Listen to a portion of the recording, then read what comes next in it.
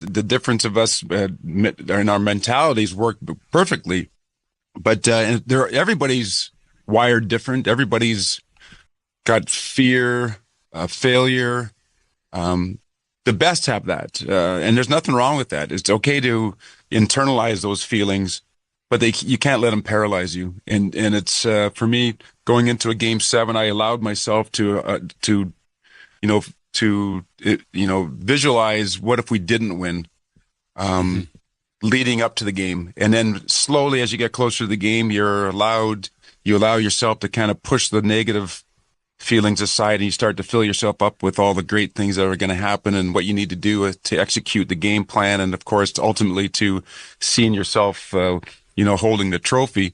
And then as the game starts, all the negative and the positive go away, and then you drill yourself down into just executing the game plan, and you don't think about the what ifs and what should have been or what could have been. You just really kind of play in the moment, and I think trust becomes a massive word when you think about it. Can I trust each one of the players that are going out there to not only to do their part from a strategic standpoint, be in the right position, be in the right places at the right time, but not get undisciplined and take poor penalties at the wrong time because their ego is bruised and someone took advantage of them, then being able to hold all that in check. So there's just so many dynamics to think about for a team in order to overcome all the obstacles to win a championship. And it's fascinating to me. It's one of the reasons I was able to play 26 years, because once you do it, you understand how fun it is, but also how complicated and intricate it is to kind of get not only the team from a physical standpoint to come together, but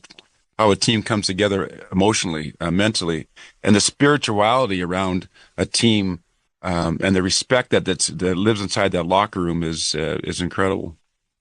MLB Network Radio is your home for 24/7 baseball talk, featuring on-site coverage of every major event from spring training through the World Series and expert analysis from former general managers and players. SiriusXM Channel 89. I'm Frank Trachtenberg with your SiriusXM NHL schedule for Saturday, April the 11th. All times are Eastern, and please remember, all games, times, and channels are subject to change. Check SiriusXM.com for the latest updates. In the NHL, Boston Bruins face the Tampa Bay Lightning at 12:30 p.m. Bruins on XM 219 Internet 921, Lightning on Internet 945, National Feed on Internet 963. New York Islanders face the Ottawa Senators at 1 p.m. Islanders on Sirius and XM channels 91 Internet 937. Sens on Internet 939. Pittsburgh Penguins face the Washington Capitals at 3 p.m. Penguins on XM 220 Internet 941. Caps on Internet 950.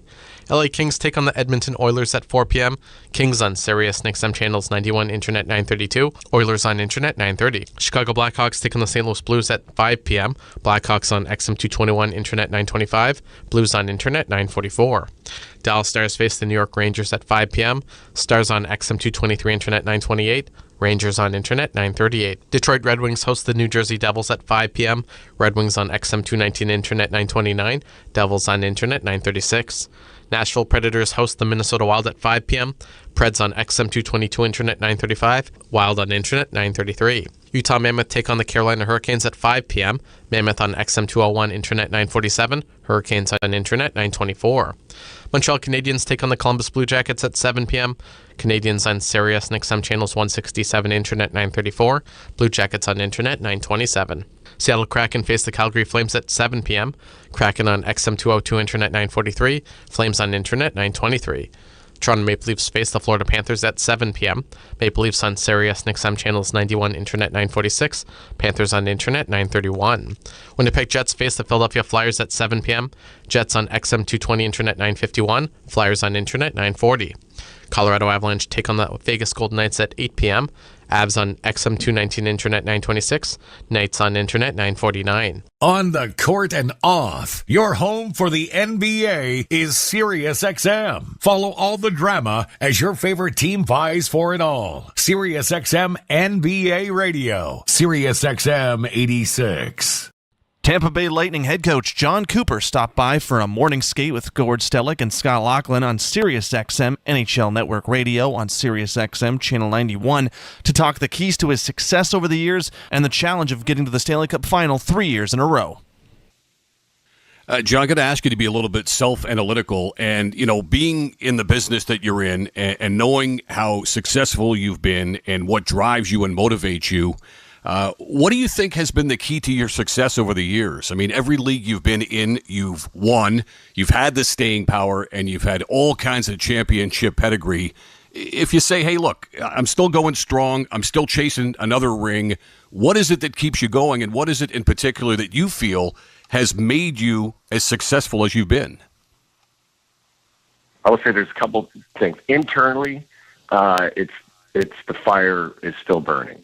As I think that first and foremost is the biggest thing, because when you lose your passion for it, and I've watched it happen to people, then you might as well you should get yourself out, because you're just doing yourself and your team a disservice. So that passion is first and foremost the big thing. I would sit here say on the other side of things, like Jeff Vinik as an owner, and it kind of goes back to the previous question about stability. And that's one of the things we've had. And so Julian Breezeball was my general manager in the minors and now the NHL. So we've been together for how many years? We had Steve Yzerman in the early part of that, and he kind of was like the mentor. He was the actual one that brought me in, but we've had that stability. Only 2 GMs, but both of them work together. We've had one owner, one coach, basically, since I've been there, one captain, and it's this core group of guys that have all stuck together. And I think we've kind of, I don't know how to explain it, you've kind of passed the coach-player relationship because we've been there so long, and we all just have this common goal of what we need to do. And there's a lot of pride, a lot of passion with the group of guys we have, and then Julian's done a great job of kind of filling in. And when I say fill in, it's like getting the Nick Pauls, getting the Brandon Hagels, guys that are still long-term guys but that weren't, pseudo-drafted into our system. And it's, we've been really fortunate that it's worked out the way it has. But I truly believe the stability, the belief, and the passion of the same group of people that have been together, and that's what's really helped us. It takes its toll, both physically and mentally. And I give our players credit, to come back and make the playoffs the next year. But, now we've been one and done for 2 years. We've had some breaks. We've had a little bit of turnover. And we need to get back. We need to get back to those, making some runs in the playoffs. And but I will sit here and say, I'd be remiss years. SiriusXM NFL Radio Channel 88 brings you expert analysis from former players, coaches, and executives, plus reaction to all the latest news on the only 24/7 station dedicated to the National Football League. I'm Frank Trachtenberg with your SiriusXM NHL schedule for Saturday, April the 11th. All times are Eastern, and please remember, all games, times, and channels are subject to change. Check SiriusXM.com for the latest updates. In the NHL, Boston Bruins face the Tampa Bay Lightning at 12:30 p.m. Bruins on XM 219 Internet 921, Lightning on Internet 945, National Feed on Internet 963. New York Islanders face the Ottawa Senators at 1 p.m. Islanders face the Ottawa Senators at 1 p.m. Islanders on Sirius and XM channels 91 Internet 937. Sens on Internet 939. Pittsburgh Penguins face the Washington Capitals at 3 p.m. Penguins on XM 220 Internet 941. Caps on Internet 950. LA Kings take on the Edmonton Oilers at 4 p.m. Kings on Sirius and XM channels 91 Internet 932. Oilers on Internet 930. Chicago Blackhawks take on the St. Louis Blues at 5 p.m. Blackhawks on XM 221 Internet 925. Blues on Internet 944. Dallas Stars face the New York Rangers at 5 p.m. Stars on XM 223 Internet 928. Rangers on Internet 938. Detroit Red Wings host the New Jersey Devils at 5 p.m. Red Wings on XM 219 Internet 929. Devils on Internet 936. Nashville Predators host the Minnesota Wild at 5 p.m. Preds on XM 222 Internet 935. Wild on Internet 933. Utah Mammoth take on the Carolina Hurricanes at 5 p.m. Mammoth on XM 201 Internet 947. Hurricanes on Internet 924. Montreal Canadiens take on the Columbus Blue Jackets at 7 p.m. Canadiens on Sirius and XM channels 167 Internet 934. Blue Jackets on Internet 927. Seattle Kraken face the Calgary Flames at 7 p.m. Kraken on XM 202 Internet 943. Flames on Internet 923. Toronto Maple Leafs face the Florida Panthers at 7 p.m. Maple Leafs on Sirius and XM channels 91 Internet 946. Panthers on Internet 931. Winnipeg Jets face the Philadelphia Flyers at 7 p.m. Jets on XM 220 Internet 951. Flyers on Internet 940. Colorado Avalanche take on the Vegas Golden Knights at 8 p.m. Avs on XM 219 Internet 926, Knights on Internet 949. Follow every second of the action on NHL Network Radio. From behind the bench to every play on the ice. If it's hockey, it's on SiriusXM NHL Network Radio. SiriusXM 91. Iron Mike Keenan, former NHL head coach, came on the morning skate with Scott Laughlin and Gord Stellick for SiriusXM NHL Network Radio. That's SiriusXM Channel 91. He was on to promote his new book, Iron Mike, My Life Behind the Bench, and he took some time to talk about his career, specifically the regrets and the influences. When you get a chance to sit down now and you think back on all these times, any regrets? Yeah, of course you have regrets. I had the heat turned up quite a bit at my own distraction. So I could have, and I evolved, and even Greg, you just mentioned Greg Gilbert. He said, Mike, you're completely different here in New York than you were in Chicago. So you learn from your own mistakes. And for some reason, I was so driven. I took it personally if we lost, personally. And I was miserable. And I could have probably managed the principles of my coaching career and what I thought was important, that I would always stay intact with those. But the methodology could have been turned down a bit and probably A little too intense? A little bit smoother. A little too intense? At times, Yeah. for sure. For sure. Now, big names, Scotty Bowman, Roger Nielsen, Tom Watt. I mean, I don't know, mentors, friends. How did they all influence Mike Keenan? Well, first of all, I played for Tom at University of Toronto, and then we developed a close relationship, and I would talk to him a lot about coaching. Now I'm in Peterborough. He'd come and see me, and we developed sort of a minor league team for him, because the guys that couldn't play for U of T right away, like Mike Polino, come out to play with me in Oshawa. And so we developed a relationship that way. But we talked a lot about hockey. He taught me more about hockey than anybody else. And then Roger and I had a relationship through Peterborough. We're getting now into the sort of the technical part of video replay and how that. And then I got Scotty Bowman, the greatest ever. He hires me for the first time, probably saw a little bit of himself in me.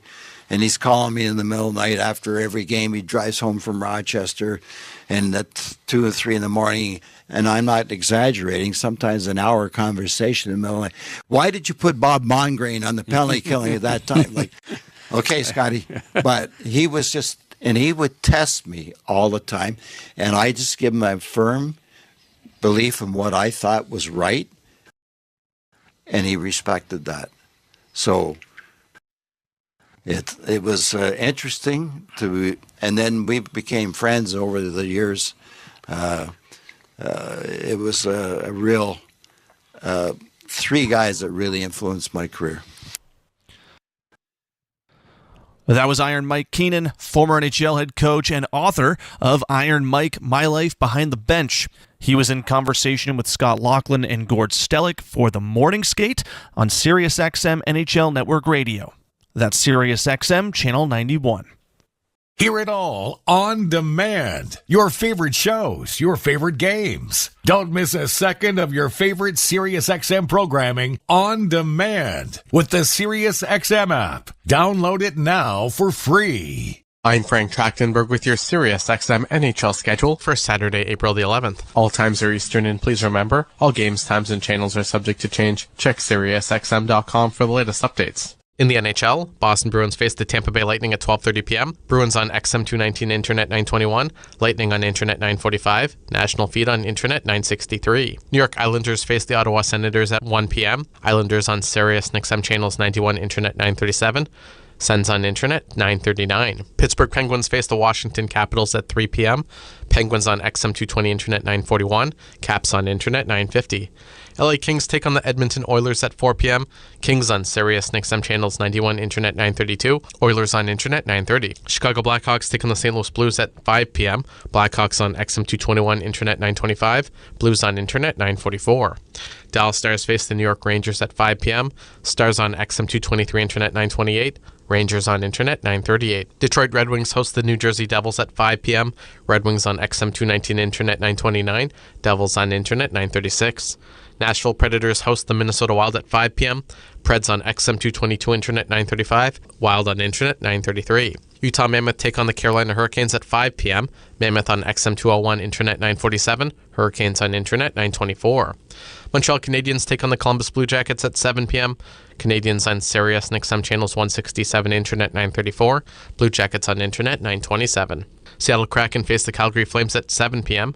Kraken on XM 202, Internet 943. Flames on Internet 923. Toronto Maple Leafs face the Florida Panthers at 7 p.m. Maple Leafs on Sirius XM channels 91, Internet 946. Panthers on Internet 931. Winnipeg Jets face the Philadelphia Flyers at 7 p.m. Jets on XM 220, Internet 951. Flyers on Internet 940. Colorado Avalanche take on the Vegas Golden Knights at 8 p.m. Avs on XM 219, Internet 926. Knights on Internet 949. The PGA Tour comes to life on SiriusXM. It's your destination for everything on the tour. Hear live hole-by-hole coverage and expert analysis. PGA Tour Radio, SiriusXM 92. Former NHL head coach Iron Mike Keenan came on the morning skate with Scott Laughlin and Gord Stellick for SiriusXM NHL Network Radio, and he was asked about the long Alexei Kovalev shift during his time in New York, and he shared his side of the story about the skilled offensive talent that was Kovalev. The Alexei Kovalev shift. I've heard 7 minutes. I've heard 9 minutes. Hey, you stay out there. You kind of figure it out. Describe to us what went into that. How long was a shift? Certainly, Kovalev was a talent, that's for sure, but he was a bit of an enigma. Super talent, yes, and talented people sometimes are elusive. And Alex, I try to explain to him, you're getting 20 minutes. And I don't want the shifts to be 1 minute, so you have 20 shifts. I'm going to give you 40 shifts at 30 seconds so you can build the intensity up. Understand? Yeah, I understand, Mike. Goes out there. Of course, it's a minute and a half. I said, now, Alex, the guy that's supposed to be playing behind you just missed his shift because now we're going to the next rotation. You're out there for 2 rotations. Okay, Michael. So, again, next thing, does it again. So I said, oh, my God. So I said, okay, guys, this time when he comes back to the bench, he's now going to overextend his shift. He's going to be a little tired. Don't open the doors. He comes over and I said, get out. He thinks I love him now. Get back out there, I said. So then he comes over again. And now I said, guys, he's going to want to climb into the bench because he's done. I said, when he comes over, puts his leg up, push him back out. And they pushed him. But now they are laughing on the bench. This is in New York City. Right during the game. Back there. So Alex figures it out. He scores a goal in the middle of this shift. Wow. He gives himself a rest. Stays out there. Finishes the period. So I think it's about 9 minutes. I walk off the bench and said, Mess, explain it to him, will you, please? He said, I will. Don't worry. I'll look after it. So as a result, we fast forward now to the playoffs in Game 6, playing New Jersey. In the Jersey series, I double shifted him. When he had to come back, and he was electrifying. Mess got the 3 goals, but Alex was a horse. And it's very talented, powerful. And the problem was he was so efficient that he could stay out, but he didn't grasp the concept of just picking up the intensity. You could see him. He could dangle and hang on to the puck, and nobody could take it from him. He was resting while he was out there. So in essence, it was a bit of a training ground for what was to come against the Devils at the most important time. Exactly. Wow. So it turned out to be a good lesson for him because that's what he did in that game. 30 seconds, 40 seconds. I just said, Alex, I'm going to double shift you. Get ready. Don't be out too long. That was former NHL head coach Iron Mike Keenan in conversation with Gord Stellick and Scott Laughlin for the Morning Skate on SiriusXM NHL Network Radio. That's SiriusXM Channel 91. SiriusXM has soccer covered end to end. SiriusXM FC. Hear live play-by-play and talk shows hosted by legends of the game. It's SiriusXM FC on Channel 157. I'm Frank Trachtenberg with your SiriusXM NHL schedule for Saturday, April the 11th. All times are Eastern, and please remember, all games, times, and channels are subject to change. Check SiriusXM.com for the latest updates. In the NHL, Boston Bruins face the Tampa Bay Lightning at 12:30 p.m. Bruins on XM219 Internet 921, Lightning on Internet 945, National Feed on Internet 963. New York Islanders face the Ottawa Senators at 1 p.m. Islanders on Sirius and XM channels 91 Internet 937. Sens on Internet 939. Pittsburgh Penguins face the Washington Capitals at 3 p.m. Penguins on XM220 Internet 941. Caps on Internet 950. LA Kings take on the Edmonton Oilers at 4 p.m.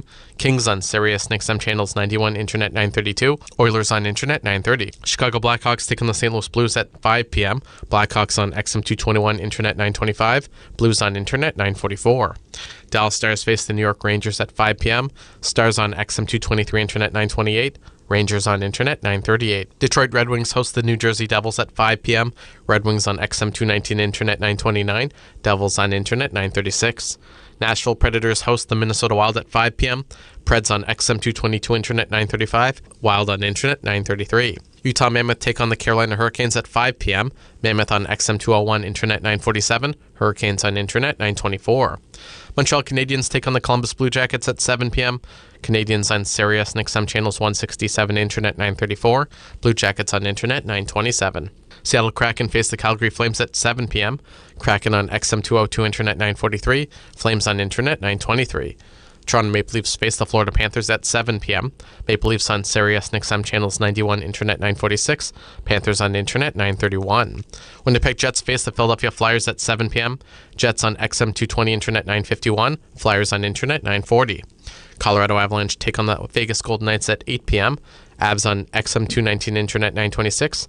Knights on Internet 949. Follow every second of the action on NHL Network Radio. From behind the bench to every play on the ice. If it's hockey, it's on SiriusXM NHL Network Radio. SiriusXM 91. Former Buffalo Sabres head coach Don Granato was on the Morning Skate with Scott Laughlin and Gord Stellick for SiriusXM NHL Network Radio Channel 91 to talk about how different today's athletes are, as well as what it's been like to watch Austin Matthews grow.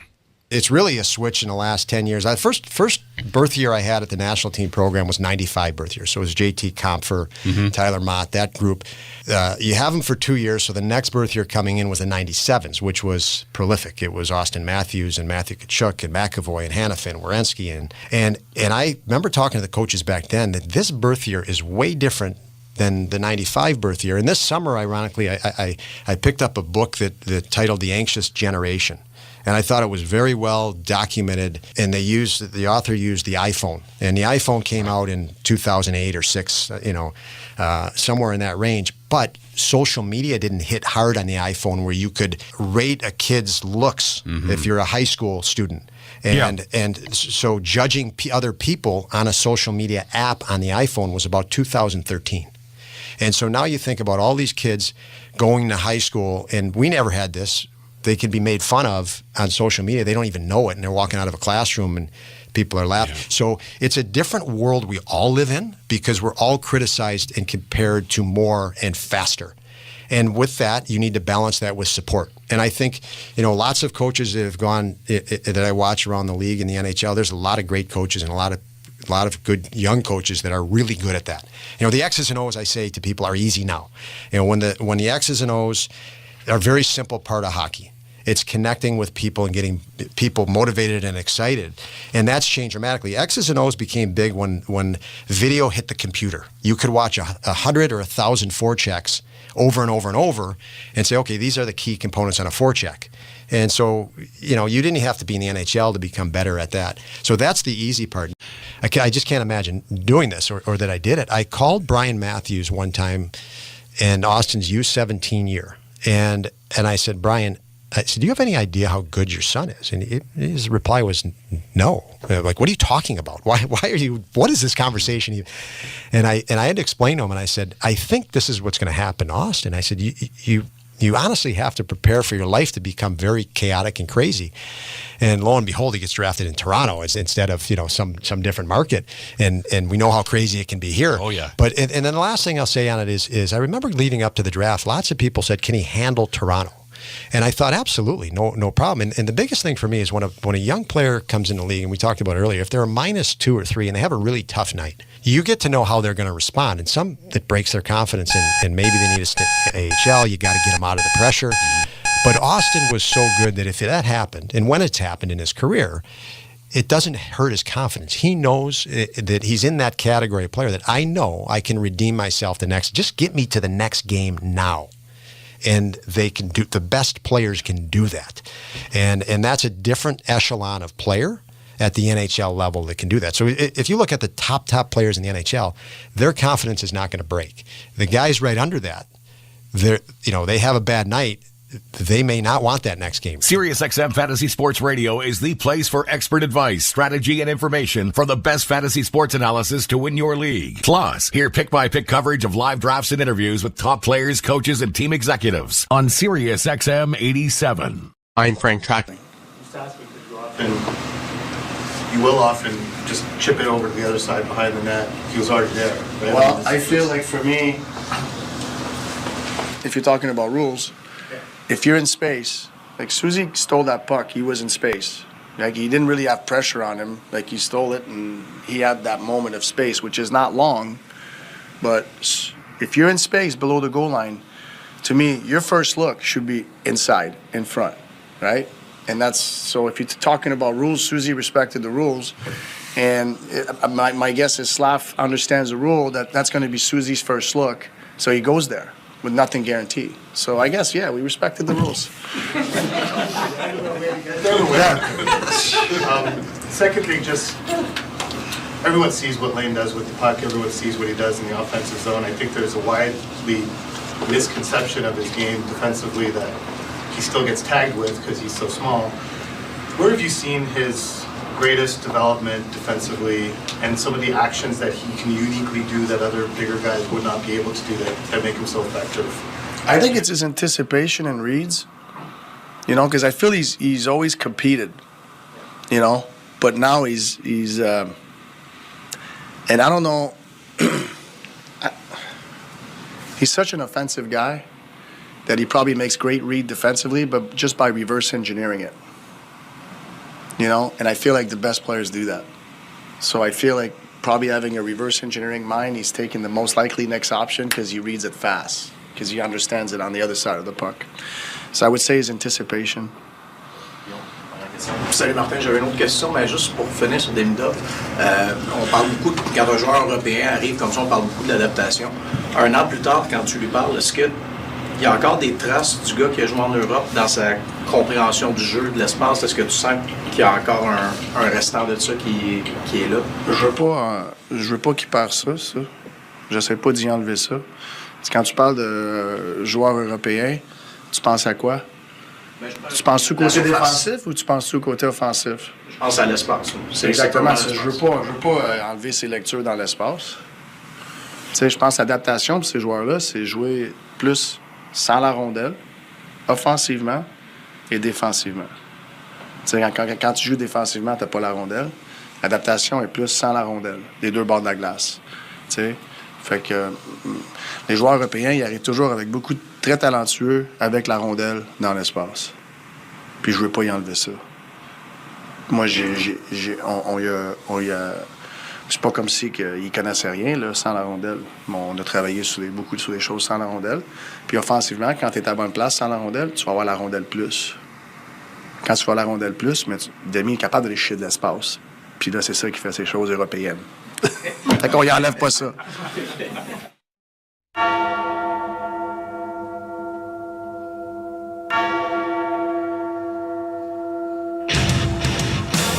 All right, there's your coach's comments with Martin St-Louis. Final moments on the Depote Mini-Entrepot pregame show here on TSN 690.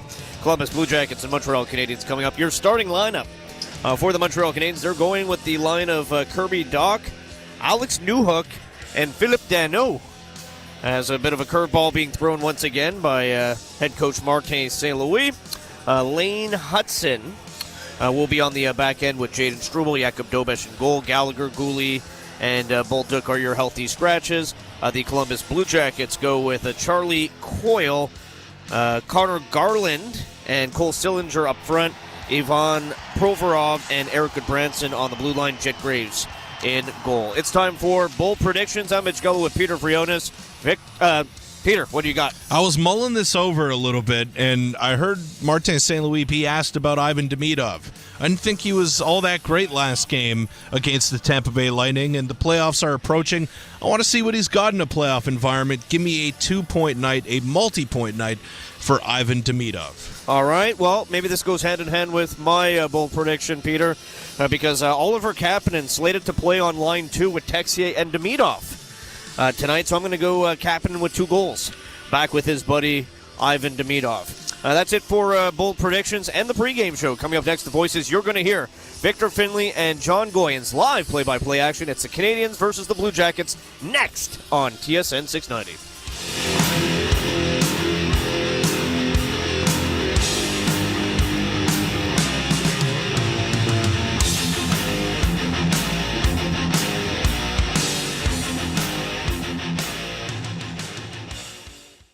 The pregame show on TSN 690 is brought to you by Depodia Mini Entrepot.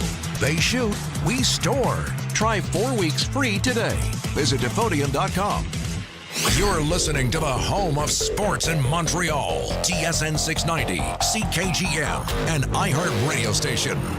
If it's Habs, Alouettes, Alliance, or CF Montreal, it lives right here on TSN 690. Listen to games live or sync your TV with the call for the best Montreal-based broadcasts. Listen live all week for breaking news and analysis on all your favorite teams.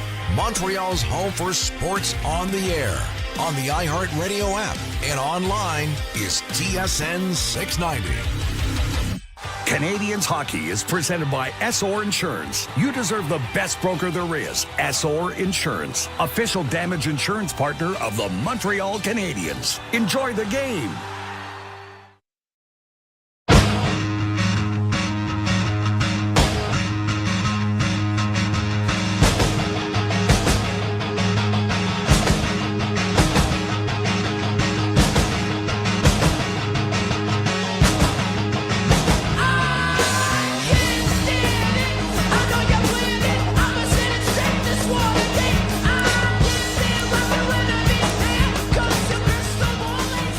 Well, the last 3 games might have felt like 3 weeks for Cole Caulfield. The weight of being the first 50-goal man for the Montreal Canadiens in 36 years was finally lifted off of his shoulders on Thursday against the Tampa Bay Lightning.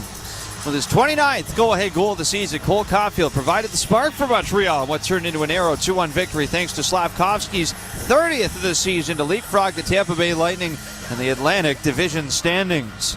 Now into the final weekend of the regular season, the chase remains on for Nick Suzuki, who enters play just 2 points shy of 100. On the other side, it is must-win territory for the Columbus Blue Jackets, who are trying to claw their way back into the top 3 of the Metro Division after a stretch of 2-7-1, and their last 10 has taken them out of the playoff picture. It's the Montreal Canadiens and the Columbus Blue Jackets coming up next on Habs Hockey on TSN 690.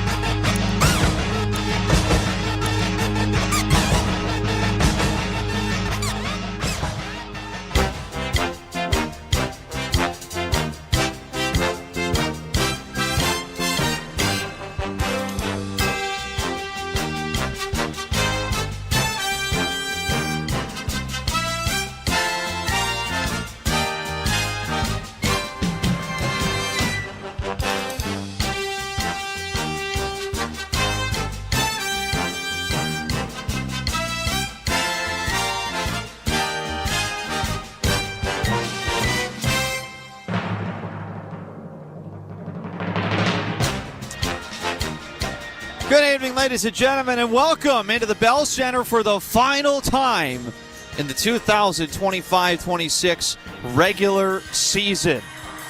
Hard to believe it. Here we are into the final weekend of the regular season. Victor Finley alongside John Goins on the call tonight on this Saturday for the Columbus Blue Jackets and the Montreal Canadiens. As we enter the final 3 games of the regular season as well, John, the playoffs await the Montreal Canadiens, but make no mistake, there's a lot to play for the Habs in terms of Atlantic Division positioning, and for the Columbus Blue Jackets, they should be at maximum desperation tonight. Yeah, they don't want to play in a desperate fashion because you don't want to do the wrong things. The level of urgency to execute at a high level, because it just hasn't been good enough over these last 10 games. They've let it slip away. Had they played 500 in their last 10 games, they would be comfortably in one of those 3 spots in the Metropolitan, but they are 2-7-1. Their power play is an anemic 9.5%, and their penalty killing is 65.2%. Nothing is going right. So will they be able to flip the switch here tonight against Montreal? Now, we mentioned that 2-7-1 record in their last 10. In that span, across all 32 teams in the league, that is 31st in that time frame. So it has not been a great stretch of Blue Jackets hockey. They have tried everything to try and mix up the lineup, mixing and matching their combos to try and get some offense. We'll see if that pays off for Rick Bowness and his group tonight. John, on the Montreal side, it doesn't look like there's going to be any lineup changes tonight as Gouli remains out. Zachary Bolduc and Brendan Gallagher also remain healthy scratches for the Canadiens, and we've still got the same line combos from the Tampa Bay game. Yeah, it's not surprising. I mean, right now, I think we talked about it in the pregame show about tinkering, but tinkering for maybe chemistry they otherwise didn't realize they might have. And there were certain areas that they've deemed weren't good enough at 5-on-5, for example. And then you also add Texier and you add Doc to that second power play unit that hasn't contributed nearly enough. And Montreal's power play has really struggled, 11.1% over these last 10 games. So without completely revamping everything, they've decided to make some changes and make these changes now and see what clicks before the playoffs start on hopefully Saturday night of next week. Montreal on their final Saturday this regular season looking for another win over the Columbus Blue Jackets, as we will hand it off to PA announcer Michel Lacroix. Mesdames, Messieurs, veuillez maintenant vous lever, retirer chapeaux et casquettes pour l'interprétation des hymnes nationaux par Brittany Kennel, accompagnée à l'orgue par Diane Bibeau. Ladies and gentlemen, please rise, remove your hats and caps for the national anthems performed by Brittany Kennel, accompanied on the organ by Diane Bibeau. Oh, say can you see by the dawn's early light what so proudly we hailed at the twilight's last gleam, whose broad stripes and bright stars through the perilous fight, oh, the ramparts we watched were so gallantly streaming, and the rockets' red glare, the bombs bursting in air, gave proof through the night that our flag was still there. Oh, say does that star-spangled banner yet wave? Oh, the land of the free and the home of the brave.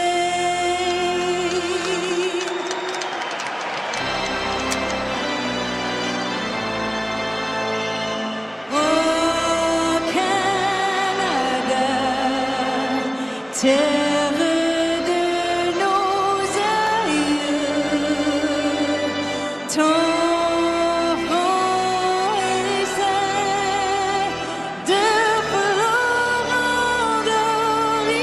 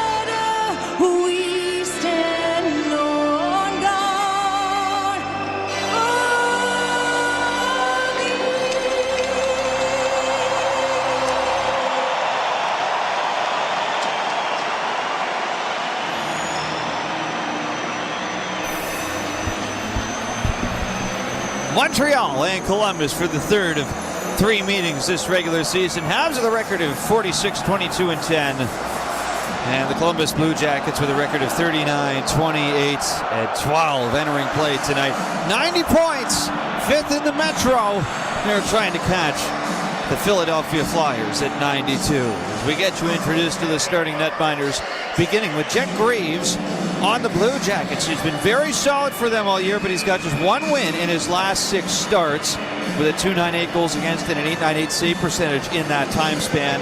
And Jakub Dobeš has won 7 straight for the Montreal Canadiens, but even more impressively, he's got a save percentage of .900 or above in 9 straight starts for the Montreal Canadiens. Philip Danault gets the start tonight alongside Alex Newhook and Kirby Dach as the Habs move from right to left, and we are underway at the Bell Center as the Canadiens play it into the Blue Jackets zone. Great crowd on hand tonight, as there always is on a Saturday night, but it is fan appreciation night for the final home game of the regular season for the Canadiens. As here goes Charlie Coyle moving in with the first shot of the game. That's knocked down by Dobeš. Now Connor Garland, far side. He's out there with Cole Sillinger. And Charlie Coyle, as a shot from the line is knocked down and corralled by Kirby Dach. He'll thread it over to Newhook near side. Pressured by Garland. Habs played around the boards, and the first whistle of the game is going to be an icing call here. As John, this is a Columbus team in this stretch where they're 2-7-1. They're averaging just 1.86 goals per game. That is dead last in the NHL. Yeah, and it's 13 goals for at 5-on-5 over that stretch, with their power play being at 9.5%. It's just anemic offense from top to bottom, and they've got to figure out some way to establish a harder straight line approach offensively. Quick shot off the draw from Zach Werenski. That's caught by Jakub Dobeš, and that's going to be a guy, John, that if there's any offense going for Columbus, there's a good chance Zach Werenski has something to do with it. Yeah, incredible. 80 points. Some people are going to have him top of the list for their Norris with the Norris ballot, but again, it's just too anemic up front, and they rely too much on Werenski to kickstart their offense on a nightly basis.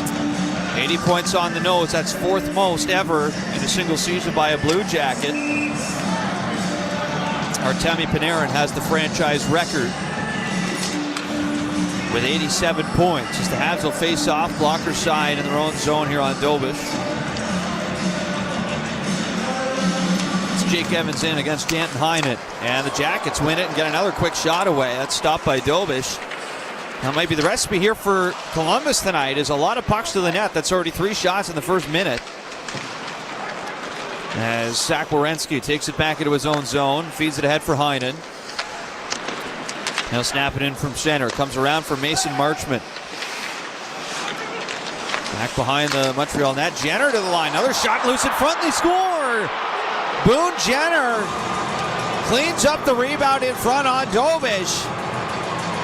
And a minute 13 into the game, the Blue Jackets pepper the net with shots, so they get one to go through to open up the goal scoring. Yeah, and as you were giving that description, I was looking at the replay to see if Danton Heinen interfered with the goalie, but it was actually Arbor Xhekaj gets beat to net front, cross-checks Heinen right into Dobeš, but this is exactly what I was talking about in terms of straight-line offense. Get it deep, work it east-west behind the net, go to the point, and don't mess around. Hammer pucks and drive for the rebound.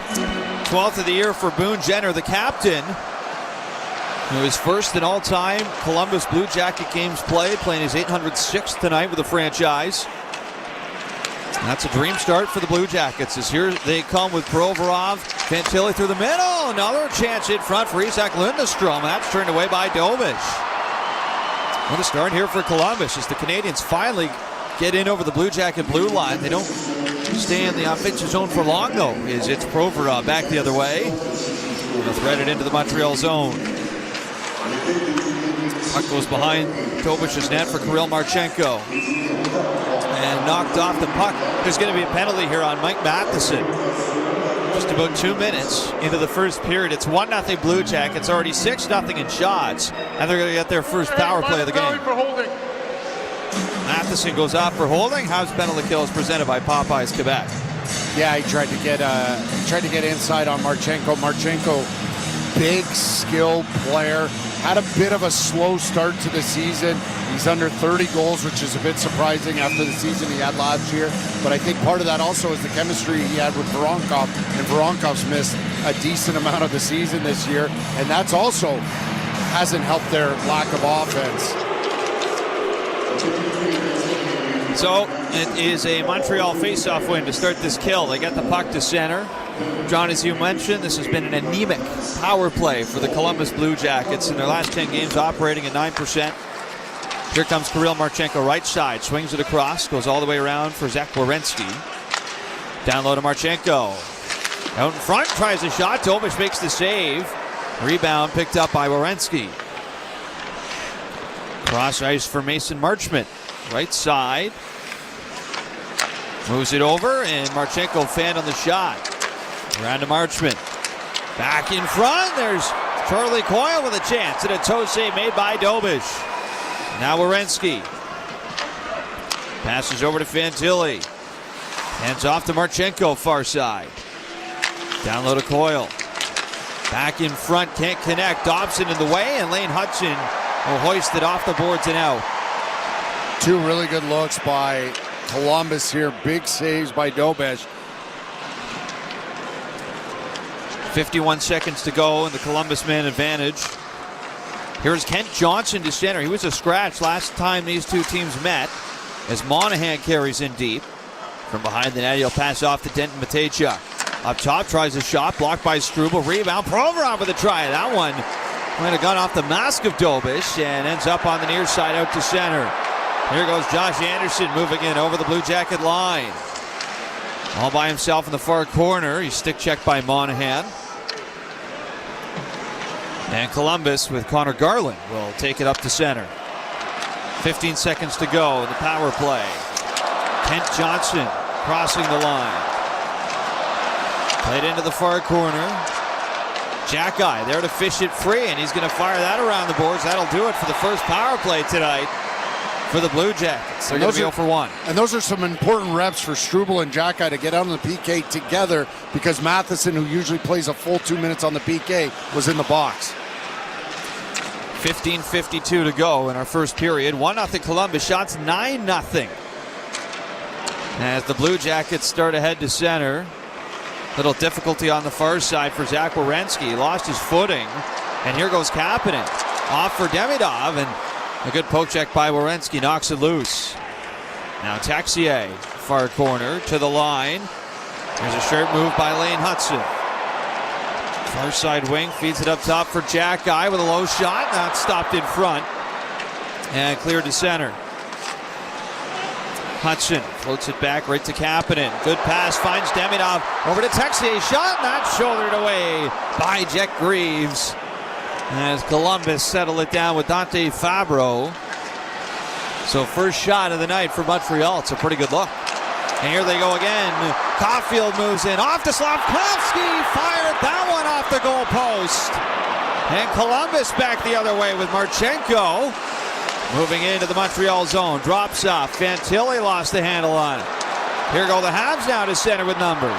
Slafkovsky over the line. Caulfield back and forth, but they're offside on what was a 4-on-2. And the faceoff will come back in the neutral zone. Yeah, one pass too many, but no, and give credit to Provorov. Really good stick at the blue line. If not, Montreal's coming 4 players at them, and they're feeling it. You know, they've been kind of flat here. It's been all Columbus, and then it took one really grade A look, and all of a sudden Montreal's got a bit more mojo, and this top line was just flying the moment they hit the ice on the line change. 14:43 to go in the first. It was all Columbus in the first 5 or so minutes until that last sequence for the Canadiens. As Montreal trail 1-0. Habs to center. Loose puck corralled by Doc. Lumbers into the Columbus zone with a high shot. Another shoulder save made by Jet Greaves. Now here goes Charlie Coyle. Nudges it over to Jake Christensen in the rush for Columbus. Tried to center and they score. And Charlie Coyle in transition. Able to poke it home through the middle off the feed from Christensen.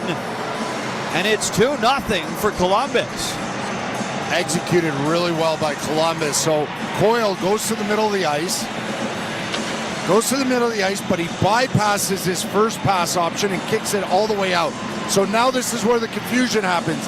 As they kick it out and slip it back to the middle, Danault's actually on Coyle. Matheson has to shift over, and they get stuck in a situation where there's no decision made, and Coyle's able to get to that back post and tap it in. And that's one of the players John Columbus has been looking to get going here. Charlie Coyle with points in just 2 of his last 15 games. Although that does include a 4-point game where he had 1 goal and 3 assists against Carolina. And he gets his 19th of the year. As here go the Jackets again, moving in. Monahan tried to slide it over. Engstrom knocked him down as it goes back to the line. Fabro across for Zach Werenski. Now Garland. Werenski, a weak shot, ends up in the corner. Columbus stay with it, cycle it in behind the net. Jackeye is there. Now up to center for Alexandre Texier. Off the glass and in. And that's going to be an icing call as Jenner is right to it. And John, after Montreal got some of the momentum back with a great pair of shifts from the second and first line, Columbus take it right back. Yeah, they take it right back, and they bury one, and they're not communicating who has who. Danault should stay with Coyle. But then you come right back out. You look like you have a good breakout, and Texier stops 8 feet from the red line and backhands it glass and in for an icing when he had all kinds of space. This is something we talked about. Understanding the space around you and the decisions that follow. Blue Jackets near side in the Montreal zone off the draw. Marchment cross ice. Fabro from the line pokes it down low. Adam Fantilli is there. Handles into the slot, turns around, whips a shot wide of the net. As it comes back up into the corner for Mason Marchment. Good battle here with Jaden Struble, who wins it for Montreal. Able to move it up for Demidov, taken at center though by Fabro. And here go the Jackets again, just out of the reach of Mason Marchment. It ends up along the end boards. And now Marchment hounding Oliver Kapanen for the puck. It comes loose for Demidov, and he'll skate to center. End of a shift here. And he'll just lob it in toward Jet Greaves. Ivan Provorov passes over to Matejchuk all the way up to center for Miles Wood, who will filter it into the Canadian zone. Far side, Josh Anderson. Back the other way, cross ice with Jake Evans. Anderson driving the net as Evans moves in over the line, then drops it into open space where it's claimed by Charlie Coyle. And he'll just dish it off to Denton Matejchuk. It's rocked into the boards by Veleno. Sillinger to center. Passes off to Denton Matejchuk. 12-13 to play in the first. Now 2-0 Columbus on 10 shots to Montreal's 3. Ivan Provorov snaps it to center. Isak Lindestrom tried to tip it in. It's brought the other way by Montreal. And gently filtered into the Columbus zone. Kent Johnson looks to dish off to Goodbranson. He'll play it ahead off of Lindestrom up to center. Taken away by Struble. Gave it though right to Johnson. Now here's Monahan. Spins it across. Werenski with a try. Can't get it through Nick Suzuki. Struble plays it off to Lane Hudson. And here go the Canadians over the Columbus line. Hudson tried to center. That's knocked away by Jenner. All the way up high. Here's Hudson trying to shake off Jenner. Slavkovsky with it now. Walks across the line, down the left side, trickles it wide of the net. Now Adam Engstrom over to it. No stick for Zach Werenski. As here's Lane Hudson, left side point. And his pass goes well high off a body, and it's out of play for the whistle. 11 minutes to play in our first period tonight. The score is 2-0 Columbus, thanks to goals from Charlie Coyle. As it is a 2-0 lead here. We'll be back in a moment on Habs Hockey on TSN 690. Hey, you know the difference between the Habs and a tire? No? What? There's none. They both have pressure. Yeah, good point. Point S, proud partner of the Montreal Canadiens. Oh, whoa, what's that sound? I don't know. It comes and goes. You gotta fix that. We can barely hear the game. Yeah, good point. Point S. Until June 30th, get $100 on a prepaid card when you buy 4 eligible Hankook tires. Details at points.ca. $1 wings, $1 wings, $1 wings. Boston Pizza has the ultimate lineup. During every Montreal game this season, our wings are only $1 each at Boston Pizza. Come in for some delicious wings, an ice-cold Molson, and a great game. Now that's a winning trio. Visit bostonpizza.com to find a Boston Pizza near you and reserve your table. Boston Pizza is the place to be. See details in restaurant. Craving great food, big games, and an unbeatable atmosphere? Head to La Cage. Whether you're here for the wings or the wins, or to have a good time, one thing's for sure. At La Cage, everyone's a fan. The first period is presented by KFC. Don't miss our game day deal. Get a $5.95 famous chicken sandwich every time the Montreal Canadiens play. KFC, it's finger-licking good. This is Montreal Canadiens hockey on your home of the Habs, TSN 690. Boone Jenner and Charlie Coyle with the goals for Columbus, who are in front 2-0 with 11 minutes to play in the first period. And this has been a less than ideal start, John. The Habs are being outshot 10-3. I feel like that should read 14 or at least for the Columbus Blue actually, Jackets. the shot attempts are 14-4. So there you that's go. why it feels that way. It's a really, really flat start, and it's been sloppy with the puck as well by Montreal. Offensive zone faceoff win for the Canadiens. Launched wide of the net. Comes around to the far side. Philip Deneau tried to center all the way to the line. It ends up. Here's Jack-Eye with a try. That's blocked by Connor Garland. And just trickled out to center ice. Played in by the Canadiens. Garland gets to it. Moves out around the boards. Newhook tosses it right back down low behind the Blue Jacket net. And now out to center for Mike Matheson. Tipped in by Deneau.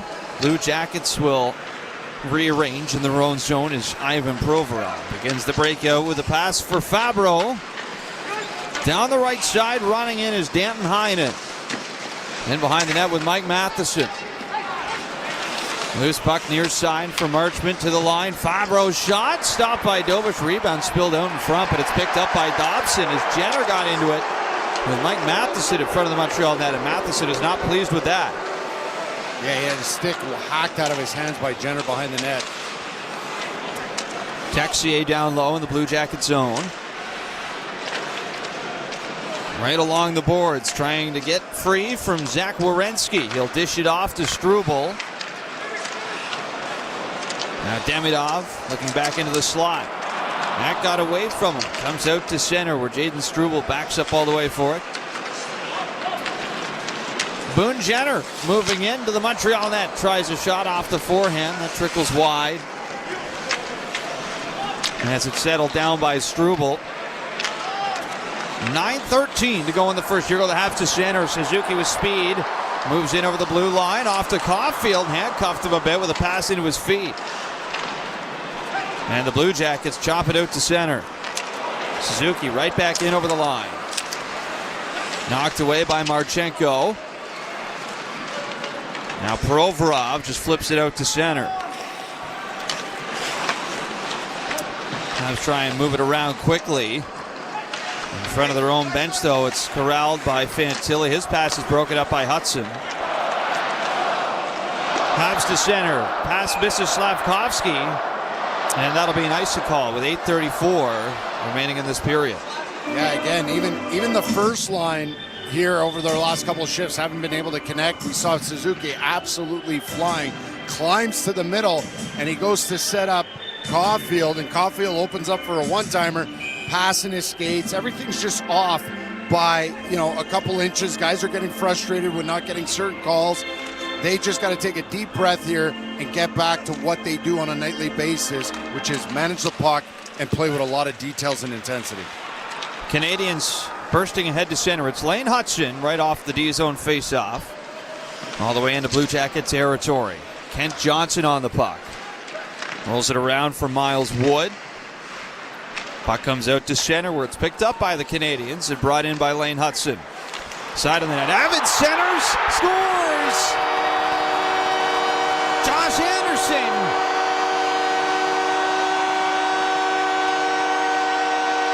Off the setup from Jake Evans. Able to get this to go top shelf on Greaves. And Montreal have their first of the night. And give Caulfield credit. He's not going to get an assist here. Puck comes outside the offensive zone. He wants to change. And instead of just hammering it in, he keeps possession with the Canadians by going east-west to Lane Hudson, who then slips that pass into Evans, who's driving that strong side dot line, and somehow Columbus forgets about Anderson at the net. So that's going to be Anderson from Evans and Hudson. And Lane Hudson with his 76th point has just tied Gila Point for third most by a defenseman in a single season in franchise history. The only defenseman with more is Larry Robinson, who had a pair of 80-plus point seasons for the Montreal Canadiens. 14th of the year as well for Josh Anderson, who had points in just 3 of his last 26 games entering tonight. And the former Columbus Blue Jacket here as the Habs back within a goal as we got a whistle in the Columbus zone. With the Jackets now up 2-1 as we'll take a quick break. Josh Anderson with a marker for Montreal and Habs hockey on TSN 690. The biggest superstar in country music, Luke Combs, presents his My Kind of Saturday Night Tour with special guests, May 29th and 30th at Parc Jean Drapeau. Tickets on sale now at lukecombs.com. If Bell 5 TV is now streaming, is it still TV? Is it still TV if there's no TV box? If I can stream all my favorite channels and pause and record shows, that's TV, right? A new era of 5 TV. It's streaming, but it's still TV. Well, glad that's settled. Bell. Connection is everything. Are you looking for an insurance broker, passionate and professional? With 65 years of experience, SO Insurance has proven to be totally dedicated to serving its clients. Present in 12 regions in Quebec, their brokers have one priority: to find you the best offer available to insure your home, car, and all other types of motorized vehicles. Call 833-370-2704 or visit SOR.ca to ask for a quote. You deserve the best broker there is. SOR Insurance, official damage insurance partner of the Montreal Canadiens. Canadians hockey is presented by SOR Insurance. You deserve the best broker there is. SOR Insurance, official damage insurance partner of the Montreal Canadiens. Enjoy the game. Back inside the Bell Center, Habs trailing Columbus 2-1, but we're going to give you a quick update here on the out-of-town scoreboard. The Red Wings lost. They choked it in the third to New Jersey. Not that it really affects the Habs, but the Red Wings are officially out. So the playoff picture is locked in for teams of the Atlantic Division.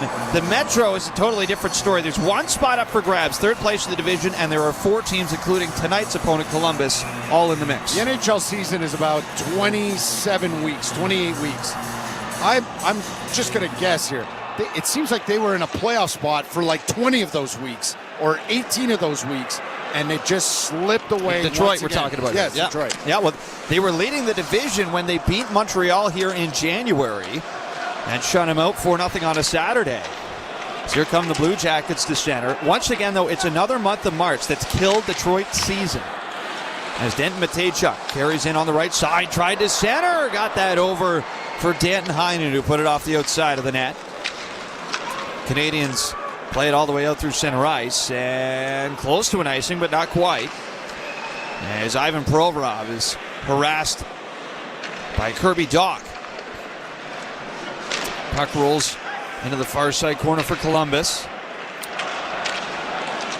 As Matejchuk plays it off the boards right to Lane Hudson. He fanned on the shot, and Jenner plays it to center. So Columbus still in the race, although they're down 2 points to Philly, who are playing a big game right now against Winnipeg. And how about Washington? Winners again today over Pittsburgh. They are 1 point back of the Flyers for third in the Metro. And the Capitals play the Penguins again tomorrow. And how about that? Who wouldn't want to see Ovechkin Crosby one more time in a playoff series? All the way up to center. Montreal with it. Have to go back into their own zone. Mike Matheson. Head to center again. Here's Nick Suzuki. Comes in over the line. Hands off. Caulfield shot turned away by Greaves. Now Noah Dobson. Up high for Nick Suzuki. Tries a wrister. That's tipped. Another try for Slavkovsky. And both times denied by Jet Greaves. There's a shot from Dobson. Blasted off a body. Here's Fantilli the other way. And he can't get through Nick Suzuki clean. Habs come back to center. This will be launched in by Alexandre Texier. And it's over the glass out of play. 5:34 to go in the first. It's a 2-1 lead for Columbus on Habs Hockey on TSN 690.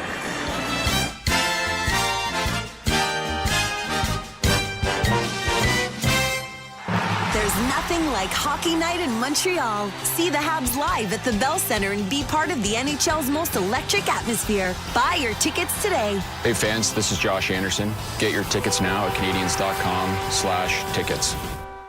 We all have the same goal, to be environmentally responsible. That's why Rio Tinto and the Montreal Canadiens are teaming up.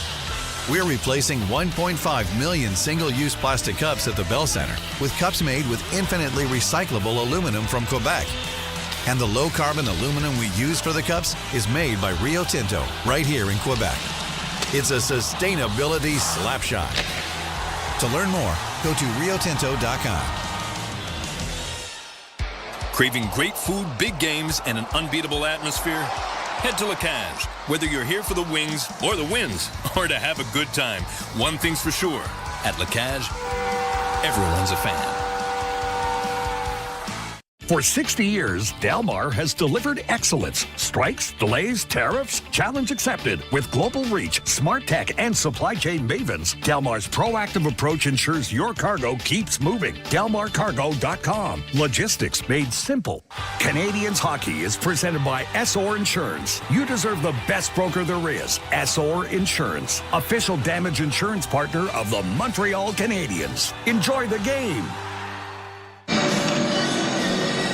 Welcome back inside the Bell Center with 5:34 to go in the first period. It's a 2-1 lead for the Columbus Blue Jackets. And shooting the Canadiens 11-6. Josh Anderson's got the Habs back in this game a little bit. Mentioned a big assist for Lane Hudson. Tyke Lapointe for third most points in a single season by Habs D-man. And the primary assist, Jake Evans, has made it an even 100 assists for Evans in his NHL career. Every goal means something for somebody on this team right now.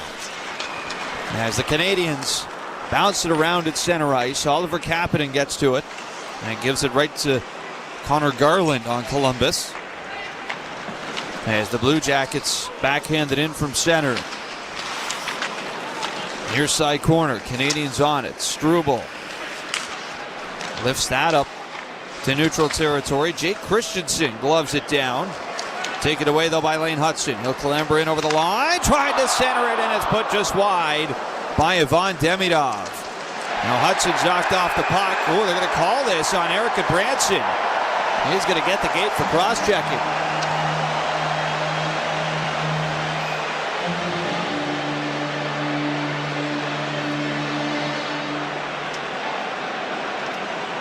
Columbus penalty number 44, 2 minutes cross-checking. Logan Branson to the box. The Canadiens get their first power play of the night, presented by Florida Canada, official partner of the Montreal Canadiens. Not but 5 years ago that play might not have been called, but again, when you have a 230-pound defenseman up against an opponent who weighs, 162 pounds, that kind of cross-check's going to send him to the ice every time. But Branson looked like he was just caught in an area he didn't want to get beat to the inside and figured he'd lay the lumber on the backside of Lane Hudson. So this Habs power play has been tough of late. They had a big 0-for-7 night against Tampa Bay on Thursday as they get set up off the draw. Hudson over to Demidov, fanned on the one-timer, and it's launched down the ice by Ivan Provorov. So hopefully for Montreal, a poor power play of late is up against one of the worst penalty killing units over the last 10 games in Columbus with 65.2%. Habs break in over the Columbus line, but they're forced right back to center. Lane Hutson starts up to the neutral zone. He'll drop it back for Uri Slavkovsky. He'll play it all the way in behind the Columbus Blue Jacket net. Around it comes out to center past Hutson. And Jakub Dobish will be there to settle it down with 4 minutes to go in the period and 1:05 still on the power play. Slavkovsky to center, off to Suzuki. Habs get in over the blue line. Weak pass from Hutson is gobbled up by Columbus, and Sean Monahan chips it off the glass and out. This power play has not looked very dangerous so far. No, they look very frustrated, and they just really had a tough time getting any type of space to create once they enter the zone. Alexandre Texier head to center with the second unit, drops it off. Doc over the blue line with Newhook. Columbus with pressure off the near side boards. Provorov lost his stick. Fabro trying to dig it free as Newhook gets bowled over in the corner. Columbus with it and almost had a break at center ice, but Noah Dobson will collect the puck before Isak Lindstrom gets there. Final 10 seconds of the power play. Dobson to center. He'll snap it in. And that is it for the man advantage. Goodbranson returns to the ice. The Canadiens are 0 for 1. Loose at center for Newhook. Right in over the Columbus line. Off to Texier with a shot up high. And another blocker saved by Greaves. And that's been an area, John, that the Canadiens have targeted a couple times already tonight. Right. Jet Greaves, listed at 6 feet. Not the biggest goalie. And he also has kind of a low stance. So everything has been at his ears. Hitting him in the collarbone. Hitting him into the upper part of that chest protector that leads right over that collarbone area. And if they're going to miss, that's where they want to miss. They want to get him right by the ears, and it doesn't matter if it's from in close or from range. 2:42 to go in the first. Columbus lead 2-1. Habs win the draw. Dobson from the line snaps it right off of Fantilli. Back out to center. Played off the boards in front of the Columbus bench. It's taken in over the line by Mike Matheson, left side, and rolls it right across the goal mouth. As it'll be settled down low in the corner by Evans. To the point, looking for Matheson, but Charlie Coyle got his stick on it, and the puck deflects all the way back down ice. Dobson passing ahead to center for Joe Veleno. Rolls it into the Blue Jacket zone. Columbus to center with Kirill Marchenko.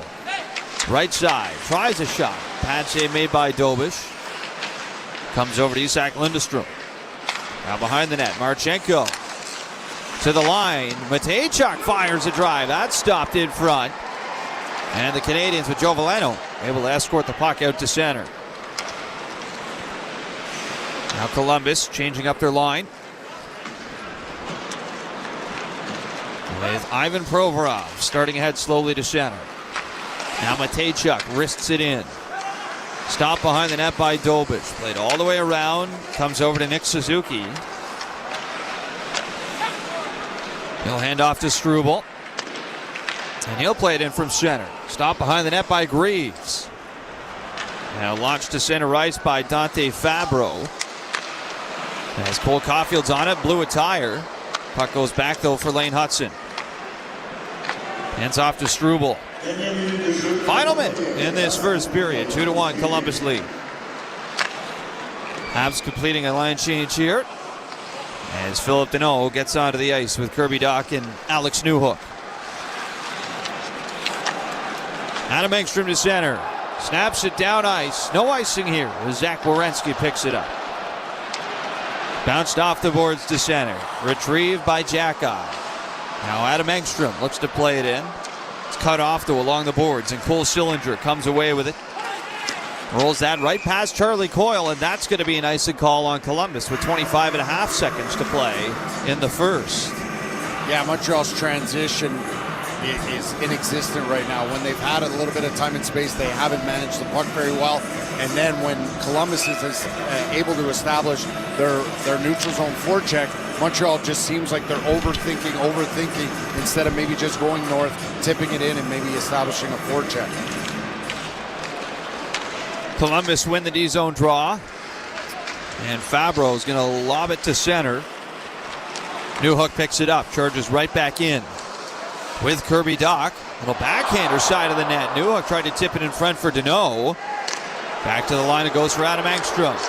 Tries a low shot, cut off by Dach in front. And behind the net, back to the side, one last try for Newhook. Scooped up by Graves, and now we got Fabro and Kirby Dach going at it. And that's going to draw a big crowd as Deneau gets muscled down to the ice by Sean Monahan. And all things considered, a pretty tame first period in terms of physicality until the final second. Yeah, Dach gave Fabro a bit of a shot towards the back of the net, into the back of the net, and then Fabro turned around with an old school hack job on Dach's shin pad. And then all of a sudden, everybody was involved in the meeting of the minds after the buzzer. Well, not an ideal start at all for the Montreal Canadiens. Shelled in the first few minutes of this game. Boone Jenner with the opening marker. Charlie Coyle shortly thereafter, his 19th of the year. Josh Anderson does get one back for the Canadiens at 11:45 on his 14th of the season. It is a 2-1 lead for the Columbus Blue Jackets through 20. Stay with us. We'll be right back from the break here on TSN 690 with the first intermission roundtable on Habs Hockey on TSN 690.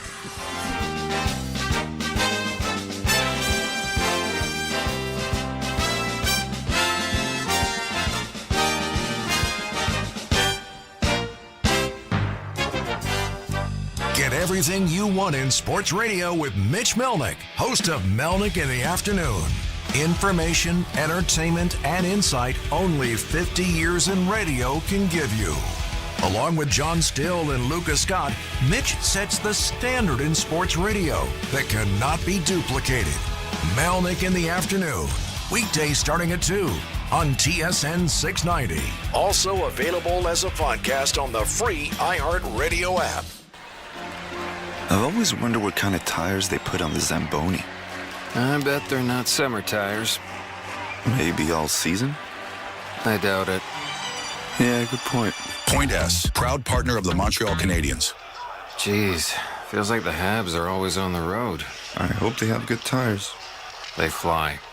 Yeah, good point. Point S. Until June 30th, get $100 on a prepaid card when you buy 4 eligible Hankook tires. Details at points.ca. The Stanley Cup Playoffs Bracket Challenge presented by Expedia is back. Come on, boys. And now it's time to take your shot. Face off against family and friends. And see if you can predict this year's playoffs. Can you pick the perfect bracket and claim the ultimate prize? A trip to a 2026-27 NHL event and an Adventure Chrono NHL Limited Edition watch by Norcane. Sign up today at nhl.com/bracket. Hey students, are you moving and need affordable storage until next term? Store your belongings safely with Depodium Mini Entrepot and save with our special student offer. Try 4 weeks free, plus save an additional 10% off your continued rental. Limited time offer. Book now at Depodium.com. Wherever Canadians raise a glass, you'll find Molson. There's a good reason for that.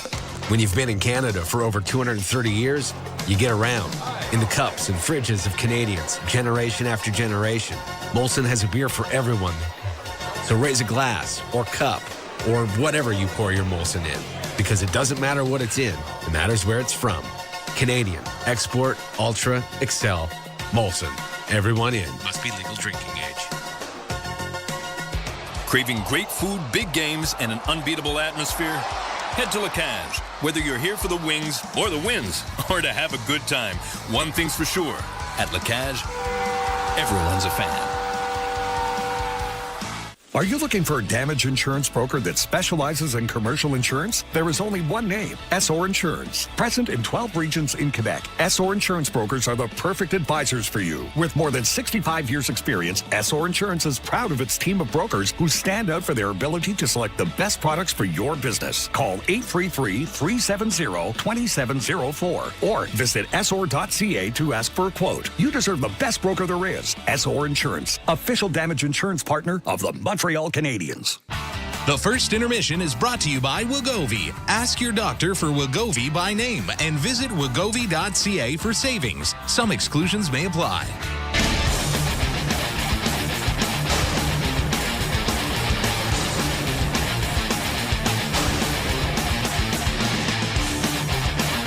Back behind the Montreal net, Jenner to the line. Another shot loose in front, they score! Boone Jenner cleans up the rebound in front on Dobish. And a minute 13 into the game, the Blue Jackets pepper the net with shots, so they get one to go through to open up the goal scoring.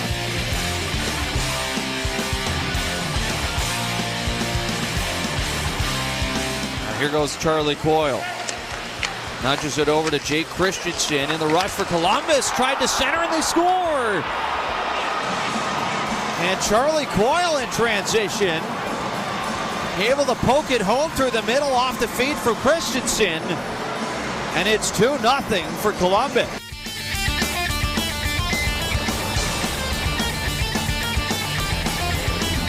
Puck comes out to center where it's picked up by the Canadiens and brought in by Lane Hudson.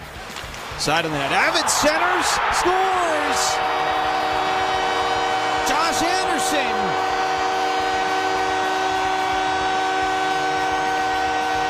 Off the setup from Jake Evans.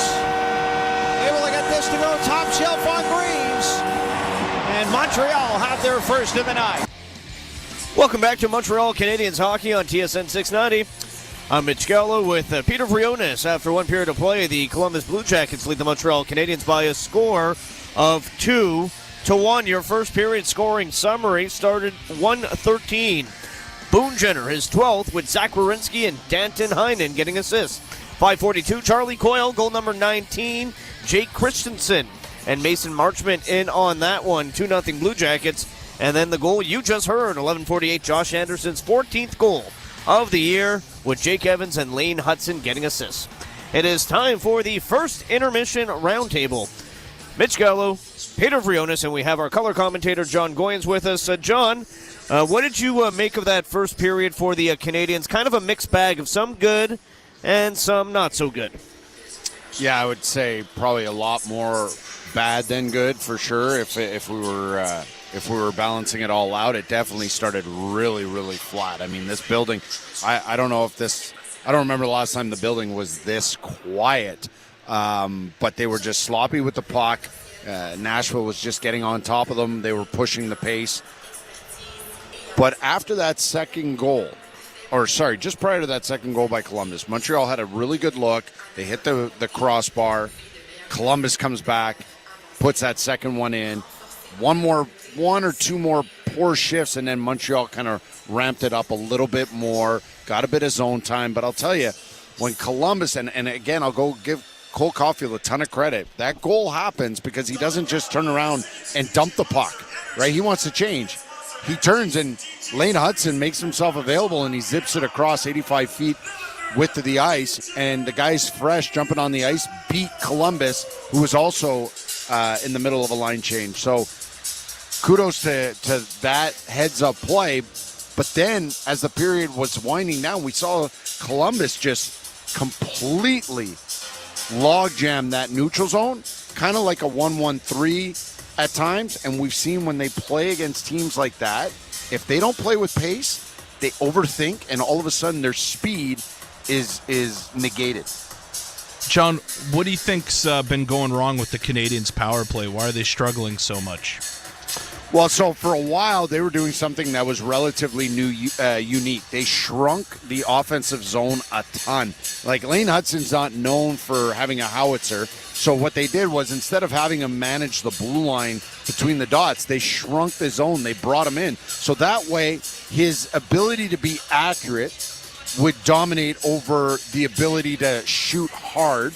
And then he would be that much closer to create one-touch passes, quick passes to his flanks. And then when they drag the puck deep, you would see the play by Slafkovsky where he starts in the bumper and he drifts out to that weak side flank while Demidov goes to the back post. So there was all this like cat and mouse type of stuff. They were pulling PKs into positions they didn't want to be in. But now they haven't diversified from that. And teams are coming in going, we're not going to let you shrink the zone. And even if you try to shrink the zone, we know what you're up to, and we're not going to get suckered. And any shot coming from Lane Hudson, we're giving to the goalie. Even entry's, though, a bit of an issue in that first period, right? Yeah, so that's a great point to bring that part. Huge issue. And Columbus, you saw Montreal try to enter with possession, chip it to space to, say, the top of circle, and even Slafkovsky self-chipping all the way to the corner and then trying to use a rim release. Not one of those approaches worked. Columbus was smothering them, and every time there was a 50-50 puck, even if they were second, they would get a second guy involved, a third guy involved, and then it was out the zone. And what about the blue liners? I mean, we've seen some heavy minutes for the top three that have remained in this lineup without Caden Gooley. And it figures to be that way down the stretch, but they look to step slow early on in this game. Yeah, they absolutely looked a step slow. Part of that was when they did have the puck. Again, I saw overthinking, where they play with pace and poise, which a lot of times means it allows them to play with a lot of speed and quickness because they'll handle the pucks. Columbus is, and you can see it from our vantage point, they want to go D to D behind the net. Columbus has a guy on that weak side. They want to rim it to the weak side. They have a guy on that wall. They want to transition through the neutral zone, middle or weak side. They've got someone sitting on you. So what's happening now, and again, I'm not going to be a football expert, but when a quarterback stands in that pocket too long, trying to scan option A, B, C, D, what happens? Eventually they get sacked or they throw an interception, and all of a sudden they're off their game, and guys get a little frustrated, and that's what we were seeing. What are you looking for here in the second period? Looks like we're going to get some 4-on-4 to start, by the way, as you have a couple penalties after the Kirby Dach getting a little feisty. What do you expect here when we get to 4-on-4 to start this period? Well, I expect them to not allow Columbus's game to negate their pace and their speed with the puck. I would also expect them to not allow Columbus to set up that neutral zone forecheck so quickly. And they just need to be a lot more connected with puck support that might be one guy really close and then one guy really far to kind of open up the play and alleviate from the pressure. Thanks, John. Thank you. There's the coach at John Goyens. I'm Mitch Gallo with Peter Frionis. You're listening to Montreal Canadiens hockey. Canadians trail the Blue Jackets 2-1 after 1. Coming up next, we'll get you caught up with the out-of-town scoreboard on TSN 690. CKGM AM is TSN 690. Live streaming and on demand on Apple CarPlay and Android Auto through the iHeartRadio Canada app. Spring's finally here, and Julie is making the most of it. Going for long walks, escaping the city, and reconnecting with nature. Hey, girls! And reconnecting with her besties, one of whom is having a baby shower on the other side of the country. Switch to Canada's best 5G network and never miss an important moment. Plus, get all the data you need at a great price. Visit a Bell store or bell.ca/rate plans. Bell, connection is everything. Here, we like to keep it fresh because Tim's coffee is brewed fresh every 20 minutes. Whether you're on the go or at your desk, it's always the perfect time for Canada's favorite coffee. Made with 100% premium Arabica beans. It's time for fresh. It's time for Tim's. Miss the good old days? Of course you do. Winnie's on Crescent has always been the place to cheer on Montreal's hockey team. Come enjoy pub fare before, during, and after the game. Who knows who you'll see? Winnie's Bar and Restaurant, 1459 Crescent, winniesbar.com. Wherever Canadians raise a glass, you'll find Molson. There's a good reason for that.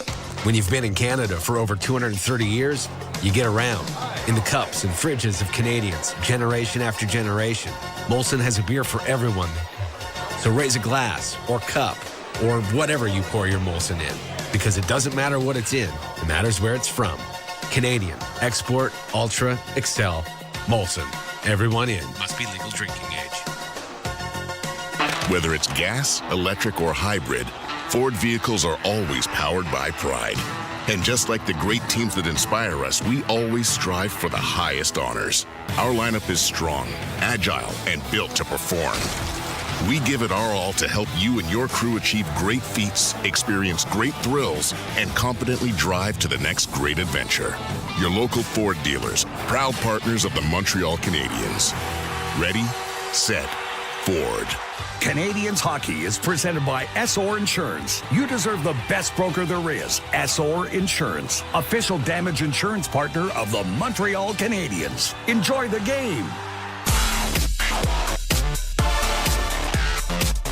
They're going to pass them in wins unless they win all their games in. Meantime, it's Hughes across, and they score. Brad. Welcome back to Montreal Canadiens hockey here on TSN 690. And just like that, the Detroit Red Wings season is over. They lose 5-3 to the New Jersey Devils. In that one, you heard one of the goals. Well, Brad had a 3-point game. Jack Hughes also with a goal and an assist. But the Detroit Red Wings officially eliminated from playoff competition. And if you look at the NHL standings, well, with some other results on the out-of-town scoreboard, things are starting to firm up as far as who's clinched and who's not. In the Eastern Conference, only one spot up for grabs, third spot in the Metropolitan Division, because both the Boston Bruins and Ottawa Senators are now clinched with 96 points. Ottawa with a 3-0 win over the Islanders today. Canadians will take on the Islanders tomorrow. Tampa Bay beat Boston 2-1, but it did not matter. Both those teams are now clinched. Elsewhere in the National Hockey League, meaningless game between the Panthers and Maple Leafs. Florida up 2-0. Luosterainen and Cole Reinhardt have the goals for Florida. The Flyers up 3-1 on the Winnipeg Jets. Flyers goals from Mishkov, Couturier, and how about Porter Martone scoring his third of the year. Hayden Fleury has the only goal for Winnipeg. And also 0-0 right now between the Calgary Flames and the Seattle Kraken. Just about to get underway. Puck drop between the Vegas Golden Knights and Colorado Avalanche. That should be a good game. And out on the West Coast, San Jose takes on Vancouver at 10 o'clock. There's your out-of-town scoreboard coming up next. Second period action between Montreal and Columbus. Montreal trails 2-1. Victor Finley and John Goins with the call.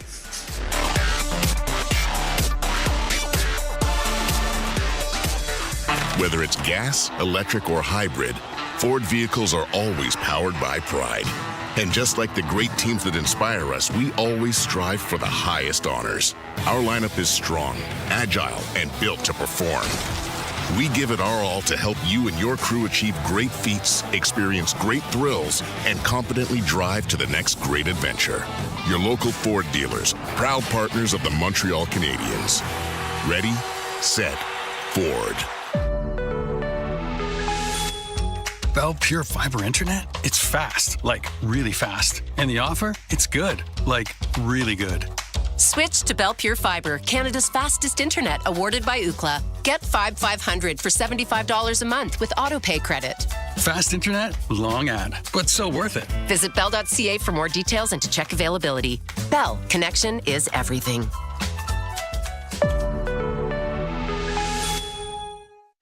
Beer, chips, popcorn. Score big at your neighborhood Voisin without missing a second of the action. Stock up on game day essentials before the puck hits the ice at Voisin, proud partner of the Montreal Canadiens. Voisin, whenever you need us. All alone in front, and it's the Aim for the Food contest at IGA. Win $50,000 in groceries and so much more. Buy a featured product in store and scan your Scene Plus card to enter. And download the IGA app and play the Power Play game daily. Tons of instant prizes worth over $100,000.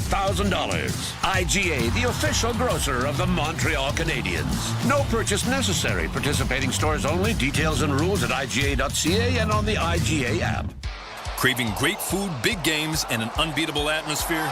Head to La Cage. Whether you're here for the wings or the wins, or to have a good time, one thing's for sure. At La Cage, everyone's a fan. The home of your Montreal Canadiens. TSN 690.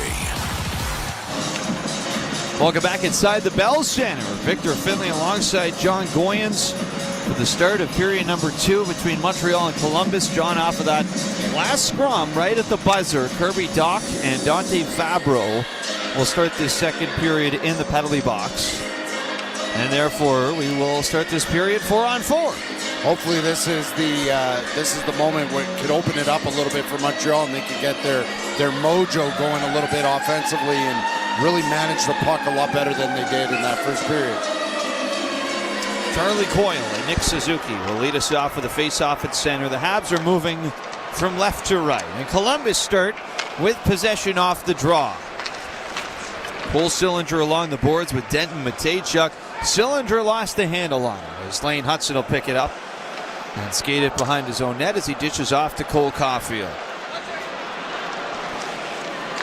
Caulfield to center, drops it off.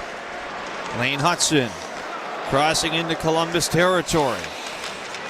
Off on the right side, back to Struble at the point. Over for Suzuki. Drops it for Hudson.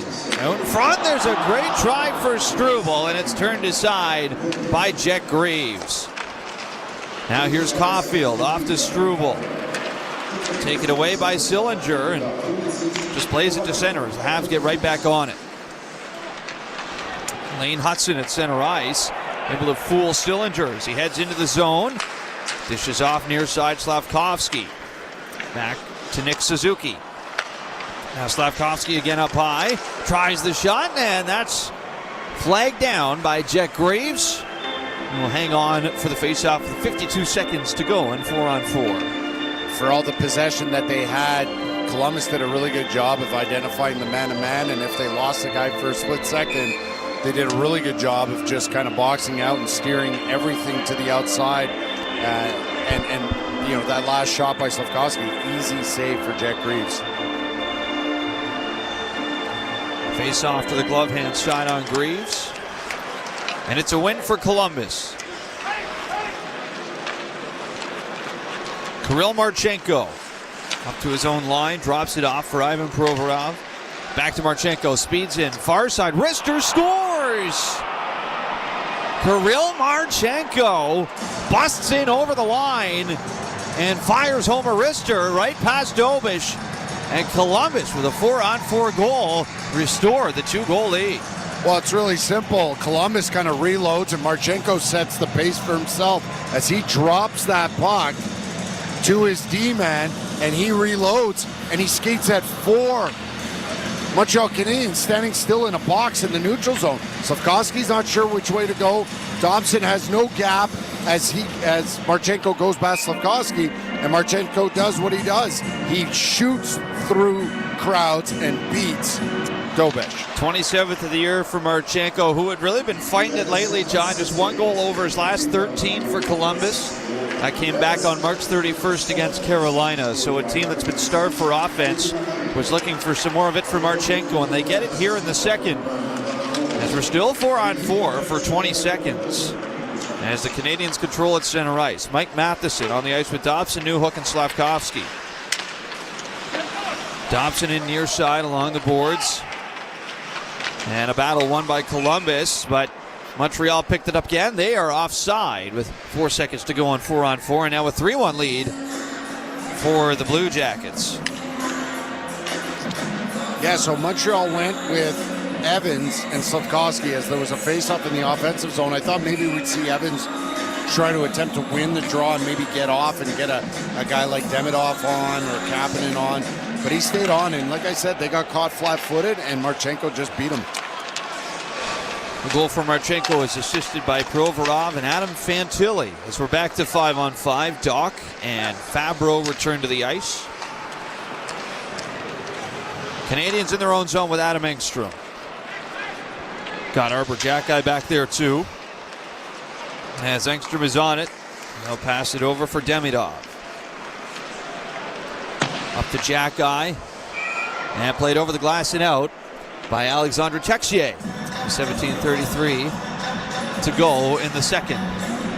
That's the third play in the neutral zone for Texier this game so far where he's either iced it or put it over the glass, and again, almost surprised about either lack of time and space or how much time and space he has.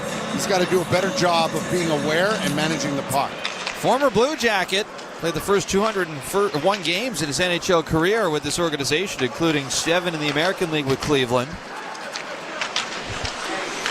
As the Canadians have it deep in the Columbus zone, it's taken away by Sean Monahan. Up to center goes Zach Werenski. All the way into the Montreal zone. Miles Wood, near side corner, wrapped up by Adam Engstrom. Canadians play it ahead. Here goes Texier to center, fanned on it. Take it away by Fabro. Bounces over to Zach Werenski. Now Kent Johnson, far side of the net. Monahan in front. That stopped by Jakub Dolbish as Monahan was all alone. Blue Jackets off the board to the line for Fabro. Right over to Werenski. Long floater, missed the net. Now Miles Wood off the far side. Taken away by Jack-Eye. As he'll burst ahead to center. Hands off. Texier missed the net. As the Blue Jackets get it back to neutral territory with Charlie Coyle. He'll spin around at center with 16:20 to go in the second period. Ripped in off the glass by Coyle. 3-1 the lead for Columbus. Loose puck near side. Jake Christensen pinching in from the line for the Blue Jackets. It's played to the far corner. Struble gets it over to Lane Hudson, and now here go the Habs to center. Kirby Dach with Deneau and Newhook. Bouncing puck to the net. That ends up wide. And back to the line, Lane Hudson with it. Battle raging on in front of the net. Here's Struble now, right side, off his backhand. Can't get it through Coyle. And now played up the far side by Columbus, not out. Struble on it, center to nobody as Columbus take it away. And Cole Sillinger will skate it all the way behind the Montreal net. Jackets get fresh skaters on the ice, Lundestrom and Fantilli, as the Habs pick it up and fire it to center. Here goes Caulfield, far side, off to Dobson. Deep into the Columbus zone. Caulfield down low. Right side Suzuki. Up top Matheson. His try to the net is blocked by Kirill Marchenko. And muscled out to center for Adam Fantilli. Over to Marchenko. Tried to center it. Goes all the way back to the line for Ivan Provorov. Shot hit Nick Suzuki as Dobson bowled over his man in front of Dolbish. That was Isak Lundestrom. As the puck is out at center. Lundestrom picks it up and crosses the line into the Montreal zone. Lundestrom near side, turns around to the point. Matejchuk fires it around the boards. Marchman over to Adam Fantilli. Played over to Juraj Slafkovsky. Spinning around with it. Finds some space and he'll start ahead to center. Slafkovsky skips it in and goes off the change. 14:08 left in the second. 3-1 Blue Jackets. Marchment to center. Play is broken up by Joe Veleno. Going the other way, he's offside. Josh Anderson on the far wing couldn't hold the line. And the faceoff comes back to center. And that'll send us to break as the Columbus Blue Jackets get the first strike of the second period. Kirill Marchenko on his 27th of the year on Habs Hockey on TSN 690.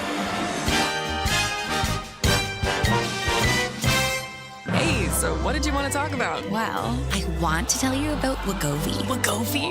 Yeah, Wegovy. What about it? On second thought, I might not be the right person to tell you. Oh, you're not? No, just ask your doctor about Wegovy. Yeah, ask for it by name. Okay, so why did you bring me to this circus? Oh, I'm really into lion tamers. You know, with the chair and everything. Ask your doctor for Wegovy by name. Visit wegovy.ca for savings. Exclusions may apply. Spring's finally here, and Julie is making the most of it. Going for long walks, escaping the city, and reconnecting with nature. Hey, girls. And reconnecting with her besties, one of whom is having a baby shower on the other side of the country. Switch to Canada's best 5G network and never miss an important moment. Plus, get all the data you need at a great price. Visit a Bell store or bell.ca/rate plans. Bell, connection is everything.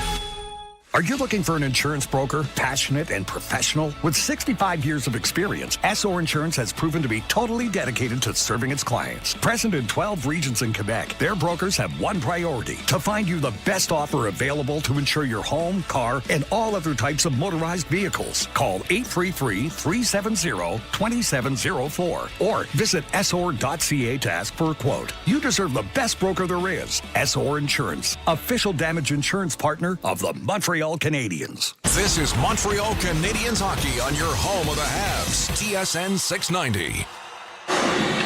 13:59 to go in the second period at Bell Center. The score is 3-1 for Columbus.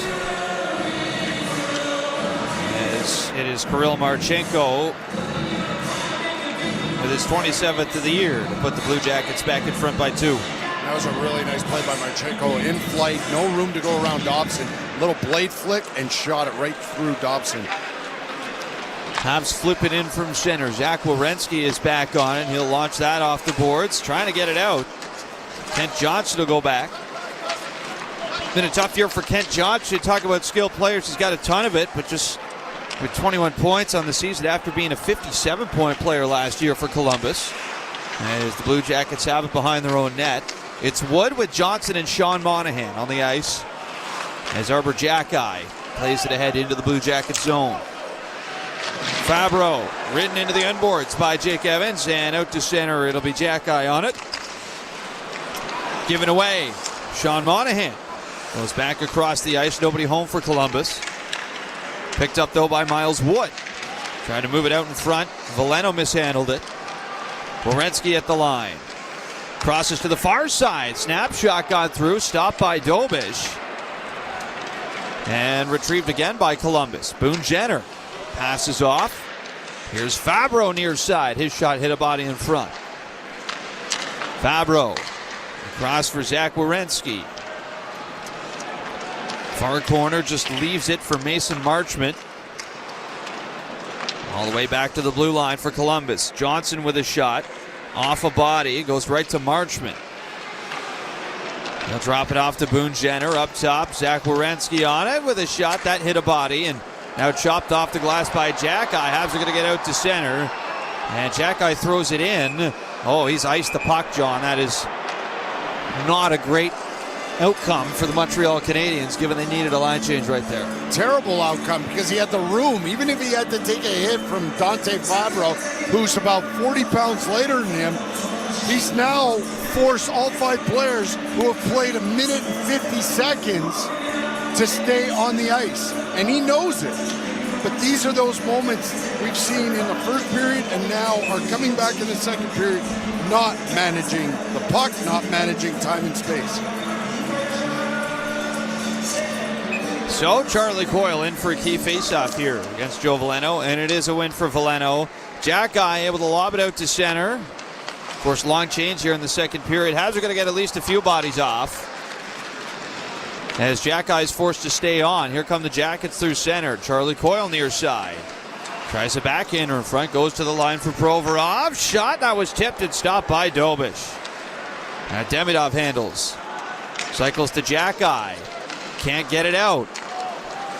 Blue Jackets again, far side. Garland out in front for Coyle, and that's fought off by Dobish.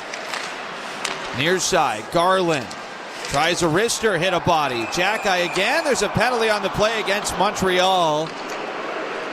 And without giving up a goal, that is about as bad of a shift as you can have for the Canadiens. Can't get the puck out, and they take a penalty. A penalty, number 91, 2 minutes hooking. So hooking call on Oliver Kapanen will put the Blue Jackets on the power play for the second time tonight. Just a lot of poor puck management, and even prior to Jacki icing that puck, they were stuck in their zone. Why? Because Danault was backpedaling inside their blue line.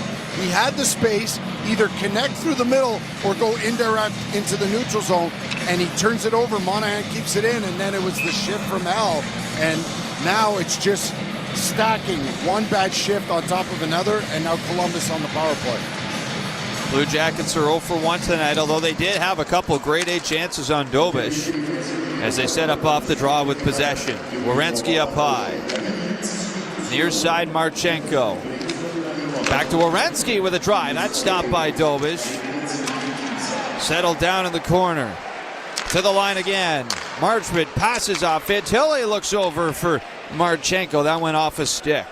Up top, Werenski with a try. That stopped in front. Marchenko, another try, and Dobish took that one right off the noggin, and he's calling for the whistle. He's going to get it. Popped a strap or two off the mask. And he made a great save moving across, but took that shot right off the noggin. Don't kid yourself, that puck was labeled for the top corner, short side, and for Dobish to get across and just put his melon right in front of that quick shot by Marchenko shows great athleticism, but great read as well. So face-off blocker shot on Dobish. It's a win for Montreal. Matheson punched into the end boards by Charlie Coyle. As they try and dig it free. Comes out for Dobson. Chases the puck down near side. Played up to center. Zach Werenski cuts it off. Minute 10 to go in the man advantage for Columbus.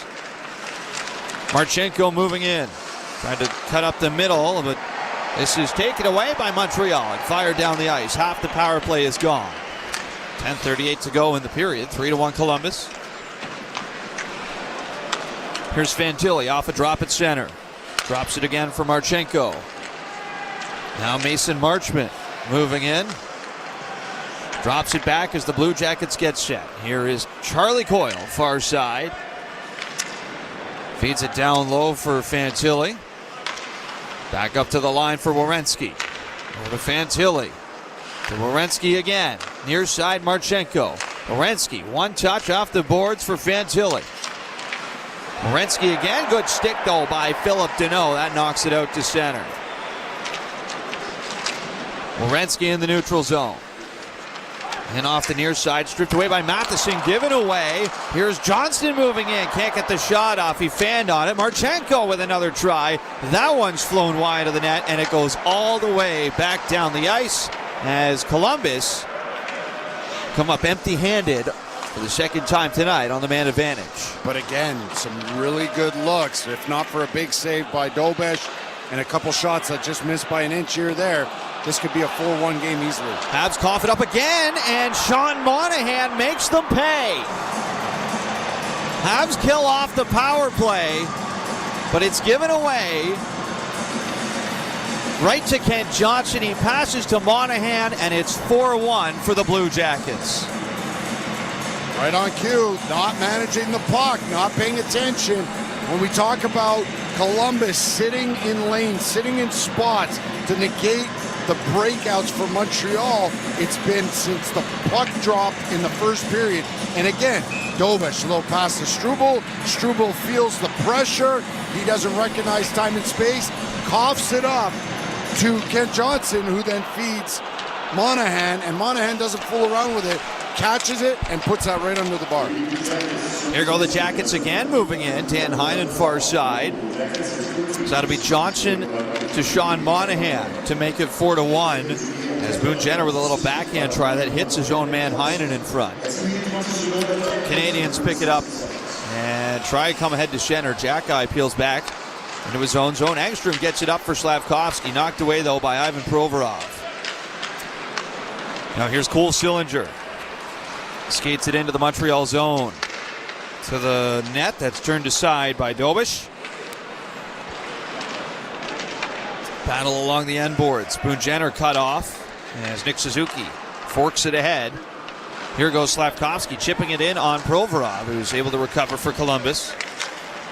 And the Jackets fire it out through center. This could be icing, and it will be. 8:26 to go in what has been a very sloppy second period for the Montreal Canadiens. Extremely sloppy. You thought maybe starting the period off at 4-on-4 would help them. They had possession to start that 4-on-4, but they weren't able to really get anything going. And then Marchenko makes them pay, and ever since then, it's been all Columbus. Face off to the blocker side on Greaves. To win for Montreal, Matheson with a shot that took a couple deflections wide of the net. New hook down low, out there with Danault and Dach. Spun around behind the net for Danault. He's tied up with Provorov. Now taken to center by Denton Mateychuk, given away to Dobson. Here goes Danault. Ahead for Dach, moves in, lost an edge, and piles into the end boards. As Isak Lundestrom just curls it to center for a waiting Philip Danault. Habs shoot it in. Lundestrom plays it around for Provorov. He'll backhand it out through center ice, over top the head of Noah Dobson.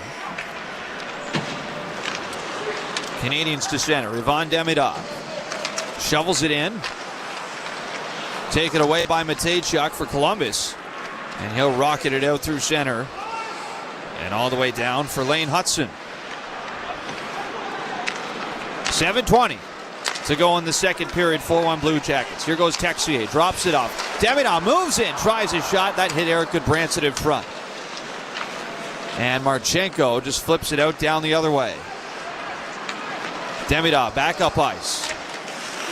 Taken away by Columbus. And Connor Garland fires it all the way down. That will slide over the goal line for an icing. I think if I told you as I got the shifts right beside me, I was shocked to glance over and see this was Demidov as he just finished up his shift. It was only his 7th shift of the game so far. We didn't see him at 4-on-4 except for maybe the last 4 or 5 seconds. And we're not seeing 93 and the flashes of brilliance that he brings, just not out as often as we're used to. Face-off win for the Columbus Blue Jackets. Puck is played out through center. And flipped in by the former Moncton Wildcat, Connor Garland. Taken away by Montreal. Suzuki just swats it down ice, and this is going to go for an icing call. And these icings obviously have just absolutely killed their ability, Montreal's ability to get anything going in transition. They're really a lot of one and dones, or if they actually connect in flight, then it's, 2 or 3 red jerseys against Columbus's 4 or 5 white jerseys, and they're not getting those outnumbered situations as much as they're used to.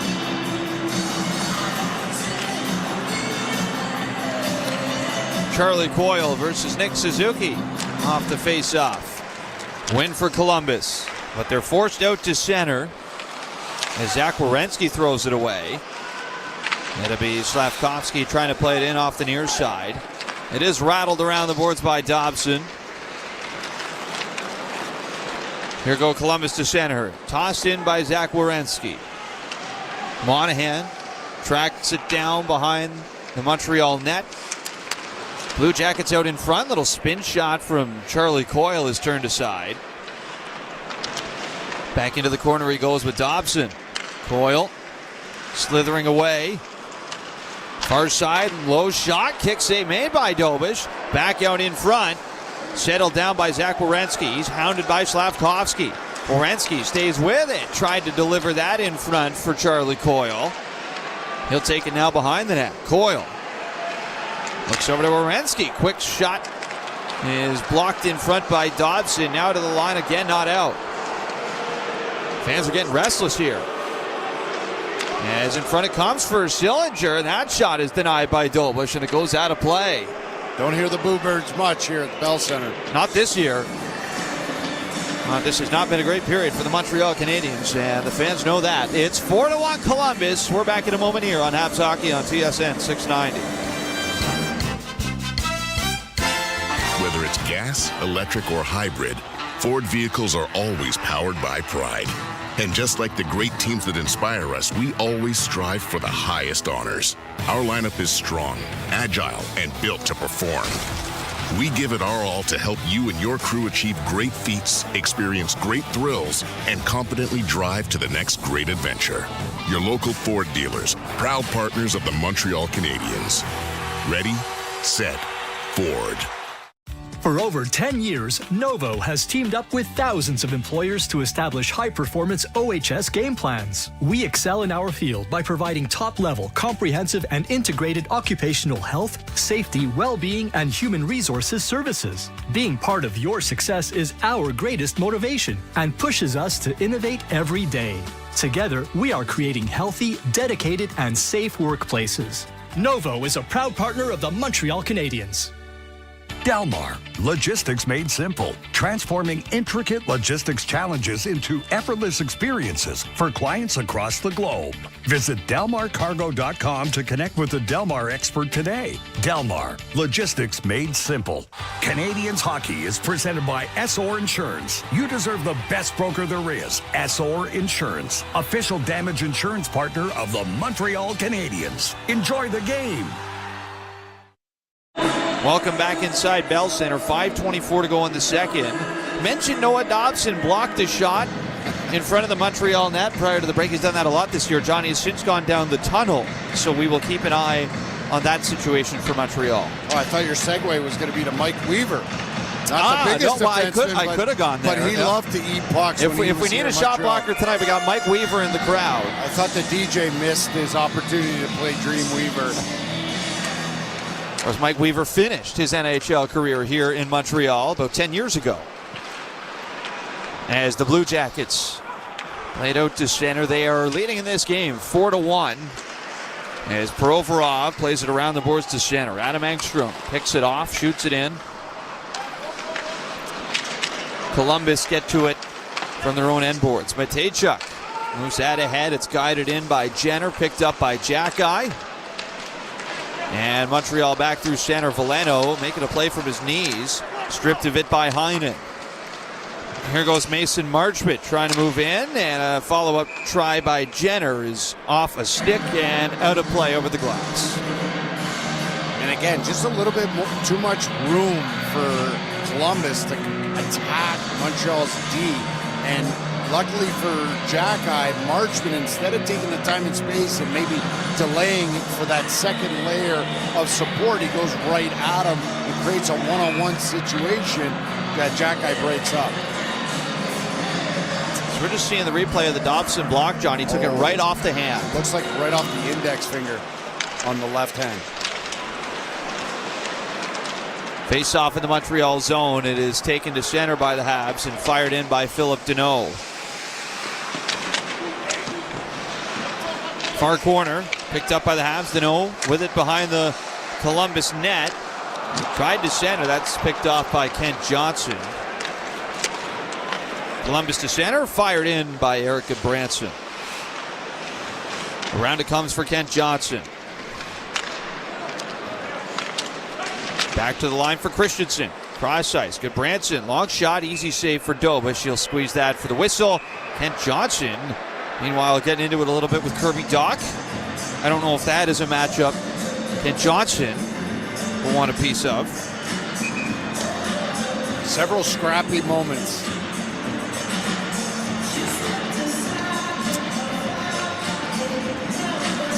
We will step aside once again here with 4:07 to go in the second. It's 4-1 Blue Jackets on Habs Hockey on TSN 690. Get ready, Lasso Montreal is back. August 15 and 16 at Parc Jean Drapeau with Thomas Rhett, Mumford & Sons, John Party, Old Dominion, and many more. Weekend tickets and single-day tickets on sale now at LassoMontreal.com. Presented by Bell in collaboration with Coors Original. Here, we like to keep it fresh because Tim's coffee is brewed fresh every 20 minutes. Whether you're on the go or at your desk, it's always the perfect time for Canada's favorite coffee. Made with 100% premium Arabica beans. It's time for fresh. It's time for Tim's. Spring's finally here, and Julie is making the most of it. Going for long walks, escaping the city, and reconnecting with nature. Hey, girls. And reconnecting with her besties, one of whom is having a baby shower on the other side of the country. Switch to Canada's best 5G network and never miss an important moment. Plus, get all the data you need at a great price. Visit a Bell store or bell.ca/rate plans. Bell, connection is everything. Abrysvo is an RSV vaccine. 60 or over? Talk to your healthcare provider about Pfizer's Abrysvo. Visit abrisvo.ca. Beer, chips, popcorn. Score big at your neighborhood Voisin without missing a second of the action. Stock up on game day essentials before the puck hits the ice at Voisin, proud partner of the Montreal Canadiens. Voisin, whenever you need us. The home of your Montreal Canadiens. TSN 690. Welcome back inside the Bell Center. 4:07 to go in the second period. 4-1 lead for Columbus. How about University of Denver today, John? National champs again. Yeah, David Carl once again. You know, they fell short last year, and he said their window wasn't closed. We'll be back in a year, and he was right. He was right. Blue Jackets off the offensive zone draw. Pass over. Zach Werenski is broken up. It's settled down by Arbor Jacki. Played all the way ahead. Out to center. Here goes Joe Veleno into the attacking zone. Tries a shot. That pinball's off a body in front.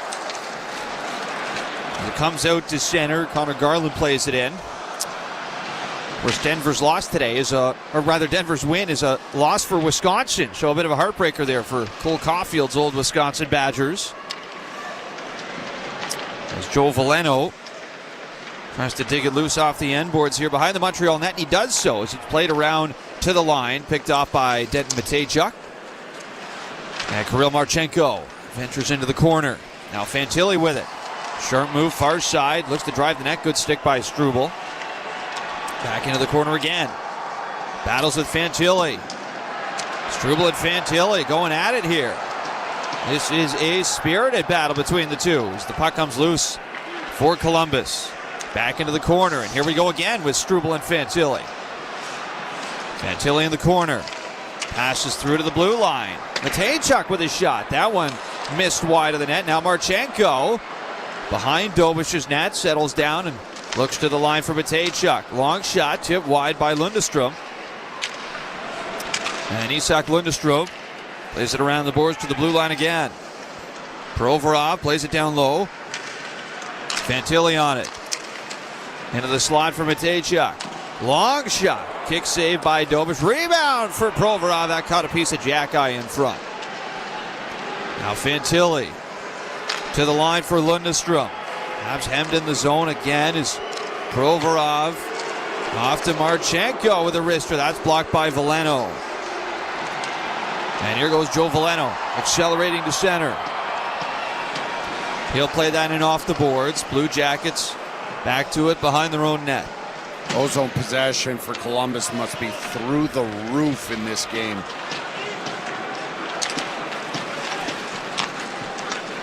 A minute 38 to go in the second. 4-1 Blue Jacket lead. It's played in from center.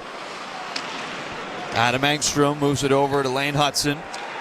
And here goes Ivan Demidov to center. Still no Noah Dobson, by the way. Left the game about midway through this period after blocking a shot. Has yet to return. Eric Goodbranson chops it off the glass. Rolls it all the way down the ice. No icing, though, as Lane Hudson gets to it first. Now back to center. Here's Ivan Demidov. As Hudson was knocked over by Jenner, there's going to be a penalty on this play. And maybe just a little bit of daylight here for Montreal. They'll get one back before the second period comes to a close. Number 38, 2 minutes, tripping. Jenner goes off, and the Habs power play is presented by Florida Canada, official partner of the Montreal Canadiens. Yeah, Jenner stepped up as Hudson was getting what looked like a suicide pass, so he went with the poke check, but I'm almost surprised Boone Jenner, who's a tough as nails type of power forward, didn't go for the big booming hit, ends up with the tripping penalty. So it's going to be a face-off to the glove hand side of Jet Greaves. Canadians 0 for 1 tonight on the power play. Off the draw, it goes right to Hudson. Demidov, right side. Back to Hudson up high. Demidov, one-time try. That one deflected off a body and wide. Far side Suzuki. Down to Caulfield. Suzuki again, far side. Tries a wrister. That's stopped by Greaves. Loose in front. Slavkovsky knocks it up the boards to the line for Hudson. Far side Suzuki. Back to Hudson. Suzuki with it again. Snaps it across. There's a try for Ivan Demidov. That's stopped by Greaves and fired off the glass and out by Columbus. Looked like Demidov just fanned on that shot. That was a really nice seam pass by Nick Suzuki. Here goes Slavkovsky to center. And over the Columbus blue line. Demidov gathers it. Dying seconds. Centering try from Caulfield. Broken up, and the Jackets get it out. And that's going to be it for what is a rather disappointing second period for the Montreal Canadiens. A really unfortunate period. They really didn't manage the puck very well, and they just gave Columbus too many opportunities to have these long, drawn-out possession sequences in the offensive zone, and it seemed to really just suck the energy out of Montreal. Canadians will pocket 57 seconds on the power play and bring it to period number 3, but they are down 4-1. 2 goals in the second from Marchenko and Monahan, both on Columbus, and they lead 4-1 after 4. Second intermission roundtable is coming up next on Habs Hockey on TSN 690.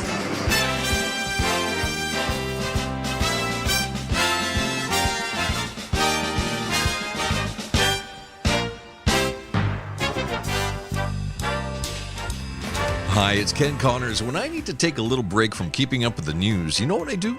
I go get my Habs fix and I check in with Campbell versus Gallo. Sean and Mitch cover everything from why the team has a hard time protecting a lead to who should be playing on the first line with Nick and Cole.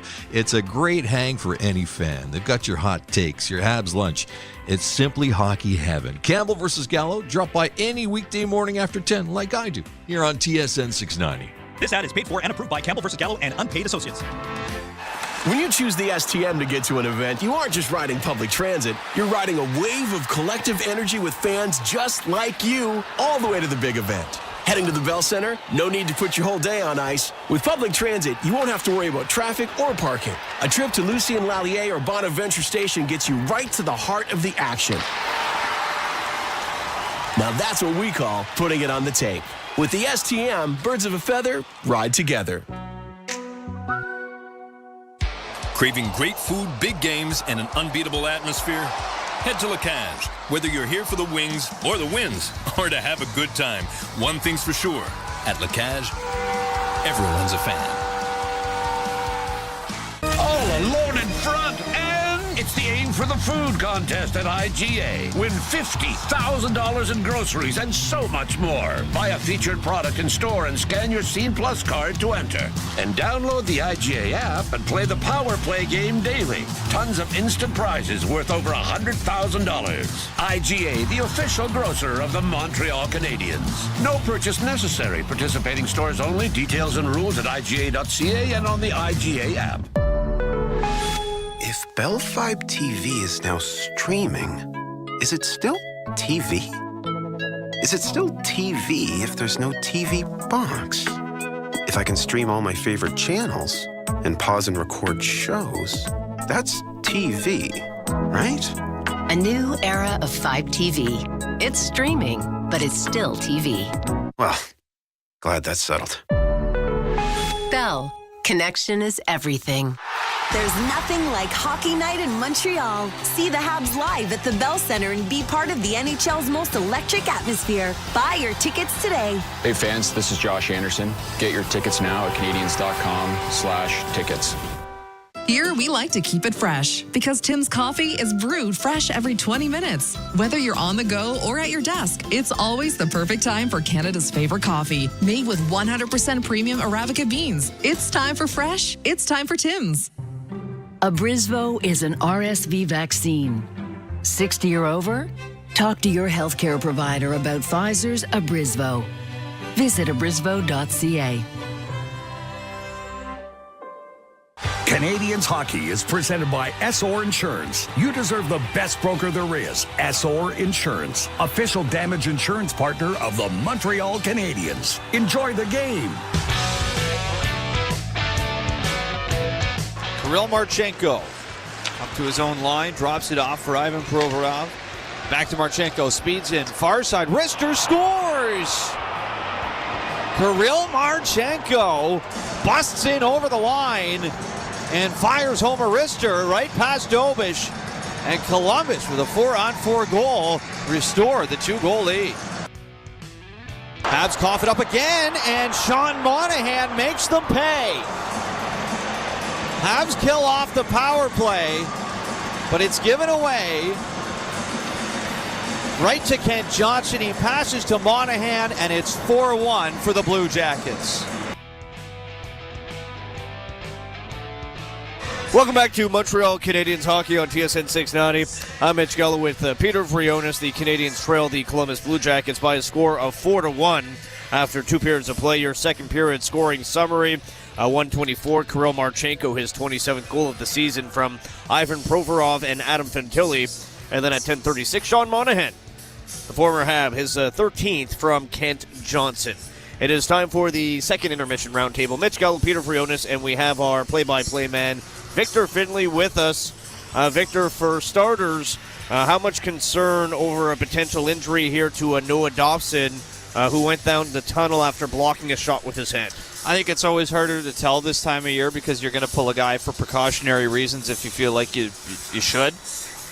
I don't love where that shot looked like it got him right on the hand. That's a sensitive area for guys. Obviously, there's padding there, but it's not like you take it off the shin, right? So it's a bit more of an exposed area. But it's hard to tell if they brought him off because there's legitimate fear or if they take him out of the game here for precautionary, quote-unquote, reasons. But what about the kind of crater that would create if there was an injury to Noah Dobson? I think overall, first year as a Hab for Noah Dobson, for me, has been a huge success. You know, maybe he's not going to be a 70-point guy here. In fact, I'd be shocked if he is the way he was in Long Island, as long as Lane Hutson's going to be here. But, you know, he's been so many other things other than just a points guy. And he still put up pretty good numbers here. He's closing in on almost a 50-point season for Noah Dobson. And he's led the National Hockey League in blocks after never being in the top 50 in any of his seasons, not even in the top 50 among shot blockers in the league. And all of a sudden this year he's number 1. So when Kent Hughes and company traded and signed him to a long-term extension, I can't imagine they expected he was going to lead the NHL in blocks. That could be very much the case this year. So that's huge for Montreal. But obviously the risk of blocking a lot of shots is getting injured while blocking shots, and that's what happens tonight. And given that without Gouli and without Carrier, he's the only right shot D-man in the lineup right now. I think that starts to, well, it already has started without Carrier and Gouli, to put some guys in chairs that maybe wouldn't be ideal for Montreal, and I think having Dobson out sort of exacerbates that problem as well here. So that's not an ideal set of circumstances for Montreal should they have to continue without Noah Dobson beyond tonight. Now, Victor, I asked you prior to the game how Montreal could manufacture that intensity down the stretch, knowing that they kind of accomplished what they wanted in getting Cole Caulfield that 50th goal. So what have you seen tonight? Because this, for the longest time, we haven't seen the Canadiens come out flat like this, but this has been a really flat performance tonight. Well, it started by the Columbus Blue Jackets looking like a team that was really desperate to get a win tonight, and they are a team that's desperate to get a win tonight, and they completely freight train the Montreal Canadiens in the first few minutes of this game, probably the first 5 minutes of the game. Montreal get a little bit of momentum back. Schlaff hits the goalpost on a great chance, but then Columbus get right back on the gas pedal again. So I think they've always had a notch up tonight in terms of intensity in their game, and I'd say urgency overall in the game has been much higher for Columbus, but more so than the urgency or the intensity for me that's been lacking, it's just been the decisions with the puck tonight for Montreal, right? And for all season long, they have been right at the top of the leaderboard for fewest giveaways in the National Hockey League. Puck management with this team, despite their age, has never been an issue. They got really sloppy with it against Ottawa. Remember that game in March where they won 3-2 because Jacob Fowler was brilliant in the last few minutes of that game? The Habs had more giveaways in the first 2 periods than they had in a single game all season long in that game. They got away with it because they got great goaltending. I'm not going to put this game on Dobish tonight at all, but I think that's a bit of a difference here where you make some really bad, sloppy decisions with the puck, and maybe you don't get a 10 out of 10 save every time from your goaltender tonight, and you find yourself down 4-1. So it's not just one guy, it's not just one line. It's a lot of different guys that are making some pretty irrational decisions, I would say, with the puck tonight. As you said, obviously the goaltender not the biggest factor here for Montreal, but also hasn't bailed them out. Victor, do you think there'd be any willingness or thought into putting Fowler in for the third period and then going back to Dobesh tomorrow? I think with the quick turnaround, no. I think you're going to put Fowler in tomorrow for sure. And I think Dobish rides this one out tonight, unless Sam Montembeau's already in Long Island. Sam Montembeau, I saw him. He is here in the press box. Yeah, he's here. So I don't see. We talked about this I think a few weeks ago. If Sam Montembeau's going to get a game in here, maybe Philly on Tuesday. But the fact that the Montembeau's up here in the press box tonight, I don't think he's in tomorrow against the Islanders. So we will see. I think if there's one game for Montembeau to get in, it's the last game of the year. But if I had to guess right now, based off what we see, it's Fowler tomorrow and Dobish again on Tuesday. One more, Pete. Yeah, just about the blue line in general, we saw almost a 3-minute shift for Arbor Jackeye and Jaden Struble. I don't think that's a world that Martin St. Louis wants to live in going into the playoffs here. I think I've asked you this before, but I'll ask you again. Is there a trust factor there with those two specifically heading into the postseason, or do you think it's going to just be riding the top four? Hopefully Caden Cooley and Noah Dobson don't miss any significant time. I think that's what it comes down to, Pete, right? If you don't have Carrier and you don't have Cooley and you don't have Dobson, you have no choice. You've got no choice. You're not going to call up Del Gaizo and play him when you've got Jackeye and Struble, who maybe aren't your top options, but you've got no choice but to ride those guys if this is what the blue line is going to be. I don't think they're going to call up Reinbacher and just throw him into the fire either for the postseason. I think you're going to have to live or die by Jackeye, Struble, and Adam Engstrom into that conversation as well here for a relatively fresh face that's going to see a lot of ice time here based on what the situation is. But yeah, Pete, I think it comes down to the tools that Marty St. Louis has at his disposal. If Dobson's going to be healthy and Gouley's going to be back and Carrier is going to be back, maybe for game one of the postseason, then it's a totally different story. Not all these guys are going to be in the lineup. It's going to be one of Engstrom, Jackeye, or Struble if those other three guys are ready to go. Maybe it's just Gouley and Dobson who are ready to go for game one. We don't know. We'll have to wait and see, but I think whatever we're going to see for ice time for Jackeye, Struble, Engstrom, etc., will be largely determined based off of what Marty St. Louis has to work with healthy players on the back end. Thanks as always, Victor. You got it. Victor coming up with the third period of play between the Canadiens and the Columbus Blue Jackets. I'm Mitch Gall. Canadiens trail the Blue Jackets 4-1. Coming up next, we'll get you caught up with the out-of-town scoreboard on TSN 690. All rights to this broadcast are reserved, and any rebroadcast recording, retransmission, or other use of this broadcast without the express written consent of the Montreal Canadiens is expressly prohibited. For over 10 years, Novo has teamed up with thousands of employers to establish high-performance OHS game plans. We excel in our field by providing top-level, comprehensive, and integrated occupational health, safety, well-being, and human resources services. Being part of your success is our greatest motivation and pushes us to innovate every day. Together, we are creating healthy, dedicated, and safe workplaces.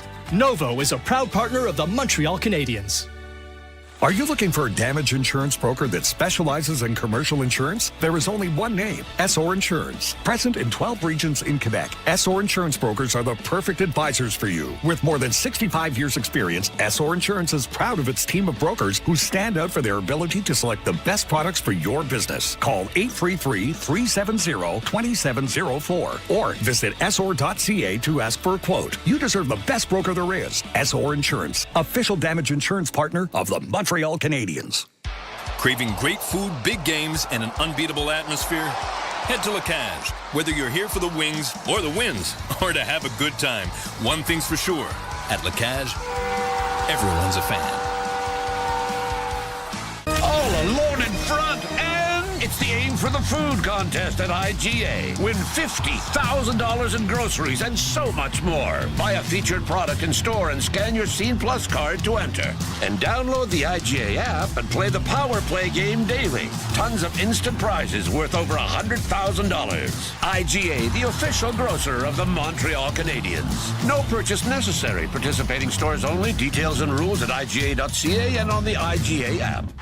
There's nothing like hockey night in Montreal. See the Habs live at the Bell Center and be part of the NHL's most electric atmosphere. Buy your tickets today. Hey fans, this is Josh Anderson. Get your tickets now at Canadians.com/tickets.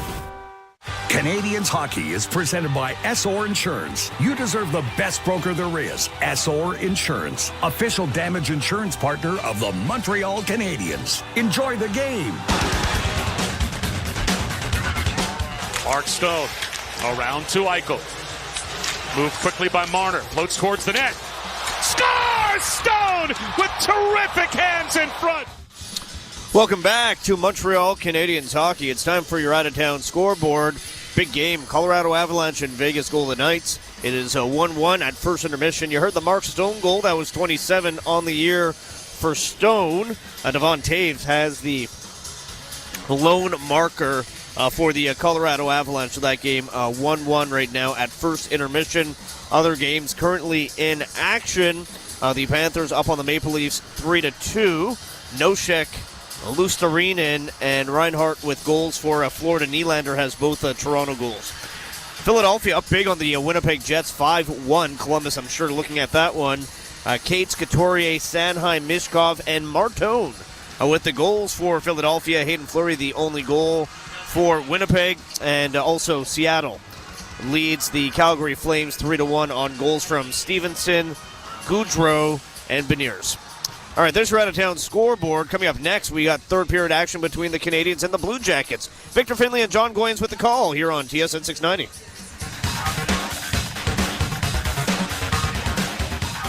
You're listening to the home of sports in Montreal. TSN 690, CKGM, and iHeart Radio Station. We all have the same goal, to be environmentally responsible. That's why Rio Tinto and the Montreal Canadiens are teaming up. We're replacing 1.5 million single-use plastic cups at the Bell Center with cups made with infinitely recyclable aluminum from Quebec. And the low-carbon aluminum we use for the cups is made by Rio Tinto right here in Quebec. It's a sustainability slapshot. To learn more, go to riotinto.com. Wherever Canadians raise a glass, you'll find Molson. There's a good reason for that. When you've been in Canada for over 230 years, you get around in the cups and fridges of Canadians, generation after generation. Molson has a beer for everyone. So raise a glass or cup or whatever you pour your Molson in, because it doesn't matter what it's in, it matters where it's from. Canadian, export, ultra, excel, Molson. Everyone in. Must be legal drinking age. For over 10 years, Novo has teamed up with thousands of employers to establish high-performance OHS game plans. We excel in our field by providing top-level, comprehensive, and integrated occupational health, safety, well-being, and human resources services. Being part of your success is our greatest motivation and pushes us to innovate every day. Together, we are creating healthy, dedicated, and safe workplaces. Novo is a proud partner of the Montreal Canadiens. Hey, so what did you want to talk about? Well, I want to tell you about Wegovy. Wegovy? Yeah, Wegovy. What about it? On second thought, I might not be the right person to tell you. Oh, you're not? No, just ask your doctor about Wegovy. Yeah, ask for it by name. Okay, so why did you bring me to this circus? Oh, I'm really into lion tamers. You know, with the chair and everything. Ask your doctor for Wegovy by name. Visit wegovy.ca for savings. Exclusions may apply. This is Montreal Canadiens Hockey on your home of the Habs, TSN 690. Welcome back inside the Bell Center for the final time in the regular season, 2025-26. Victor Finley with John Goyens. This countdown is on to the start of the third period with the Canadiens on the power play, 57 seconds or less. And the Habs are going to have to try and chip away at this 3-goal deficit.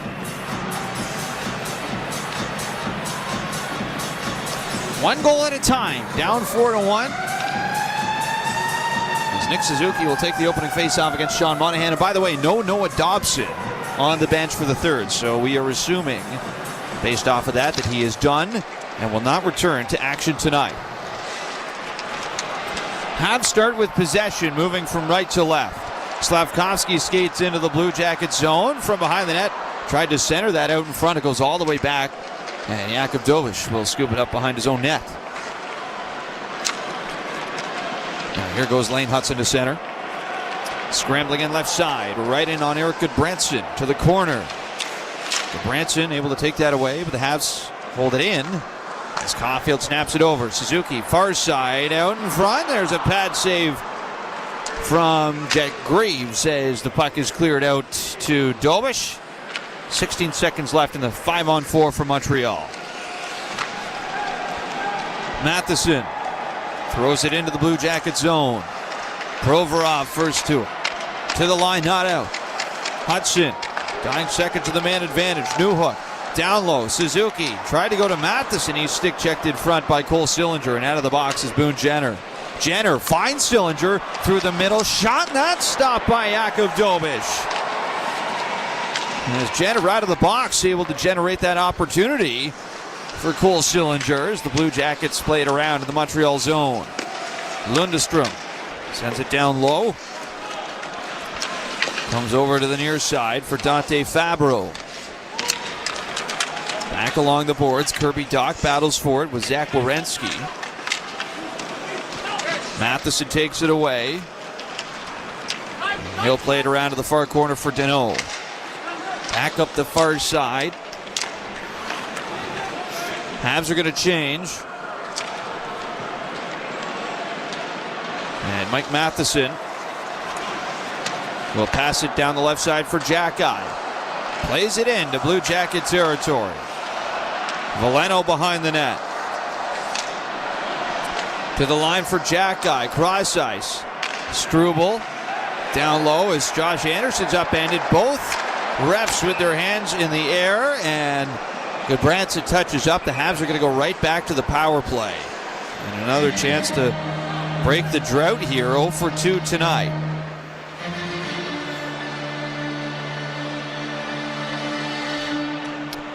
Jake Christensen will go off for the Jackets. Number 2 minor penalty for cross-checking. And another cross-checking call. Second time we've seen that tonight. It's a dangerous one, too.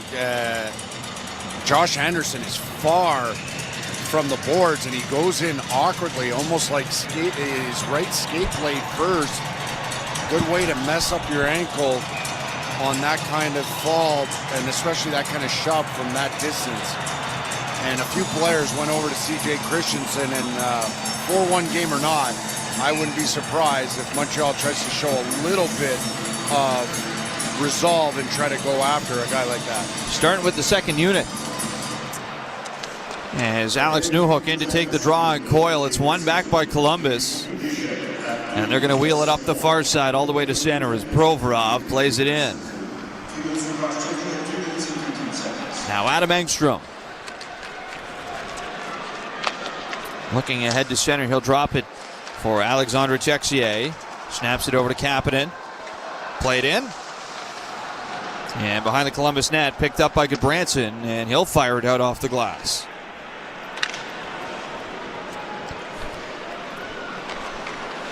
Canadians in their own zone with Adam Engstrom.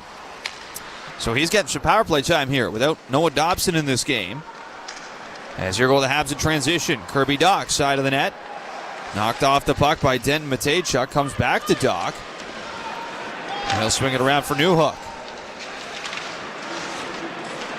Into the corner. Battle ensues here as Dante Fabro has Dach tied up. Puck comes loose for Monahan, and he's going to rocket that off the boards down the ice. Canadians start to center. First unit is on.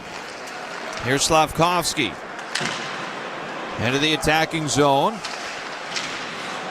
Goodbranson gets to it, tries to clear it again. This is picked off by Demidov. Now far side, Provorov. He's going to fire it all the way down ice.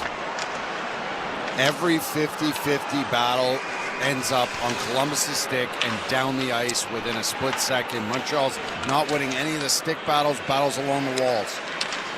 Here go the Habs to the attacking zone. Shot and they score! Cole Caulfield with a bullet off the far wing. And it is a strike out of nowhere on the power play to make it 4-2. So a couple things go into this. A, you're not supposed to score from there, but it's that continuation of shooting at Jack Greaves' face, even from bad angles. Secondly, that is that's the kind of bounce back or reply you want to have to your head coach as the first power play unit that doesn't start the power play, and they go out and get the result. It wasn't pretty, but it was effective, and now all of a sudden they breathe new life into their bench and into this building. 51st of the year for Caulfield, and it's going to come from Nick Suzuki, who gets his 71st assist, and he's at 99 points on the season, and we still got time for him to get 100 at home with 15:50 to go in this game, and the Habs trailing 4-2. Here goes Jake Evans to center, works it in over the line behind the Columbus net. Kirill Marchenko takes it away for the Jackets. Near side, Fantilli. Slavkovsky also gets another assist on that. Blue Jackets behind the Montreal net. Fabro at the line. Plays it around the boards. Matheson, Fantilli going at it in front. There's going to be a penalty. Gloves off for Matheson as Fantilli fell down to the ice trying to get back up to engage here with Matheson. As John, you were all over that battle in front. As Mike Matheson showing some fire here for the Montreal Canadiens. Guys are fired up. You knew ever since that penalty that Christensen took, and we've seen some hacking and whacking from both sides in this game, that at some point it was going to unravel. And Fantilli's not known for his willingness to drop the gloves, but he was in there 50-50 with Matheson, hacking and whacking, and they decided to go. Boone Jenner's trying to convince the referees that's not a 5-minute major, that's a 2-2. Montreal penalty number 8 has a double minor, 4 minutes for roughing. Columbus number 19 has 2 minutes for roughing. How in the world is this not an even up call?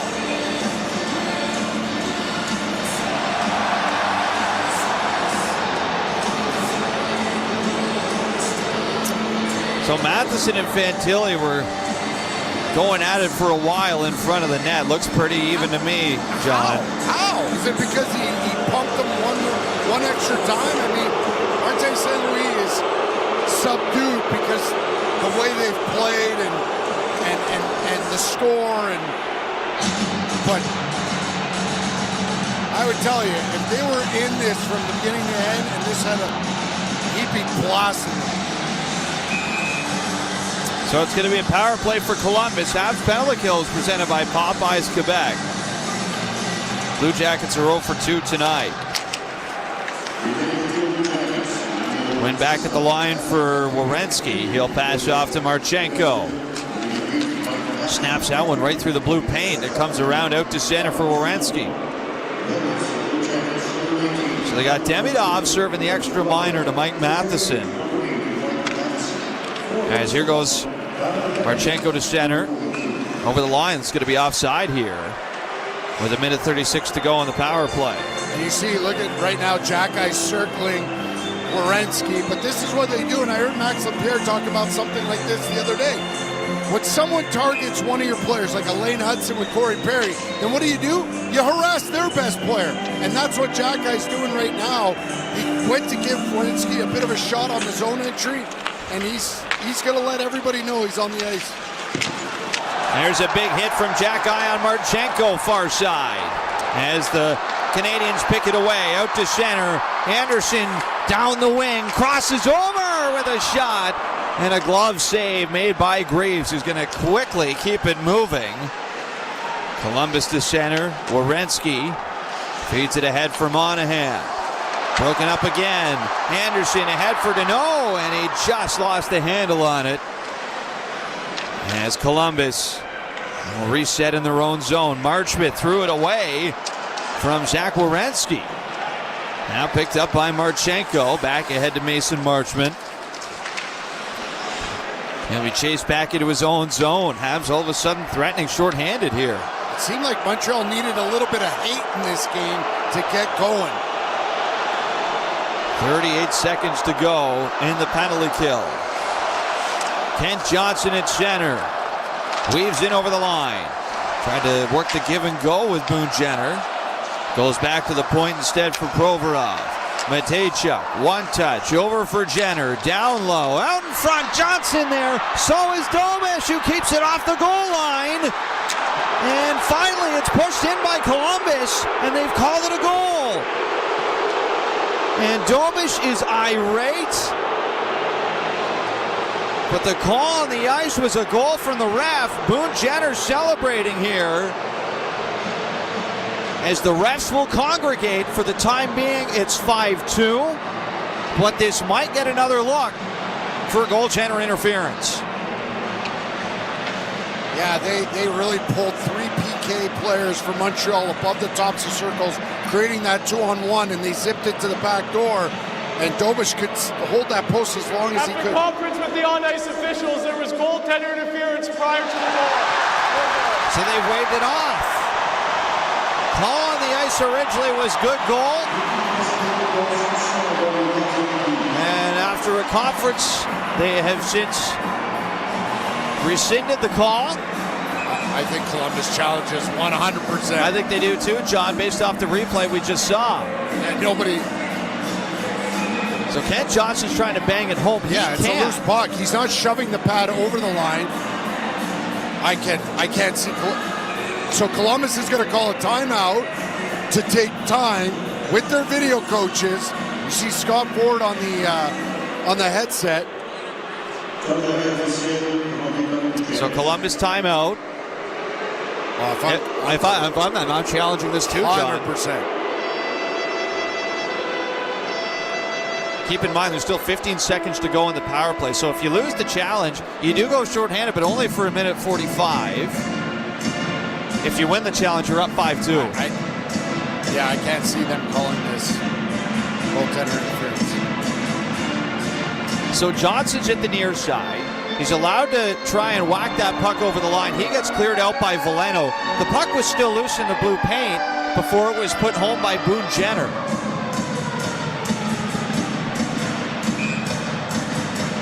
And I don't think they're going to challenge John.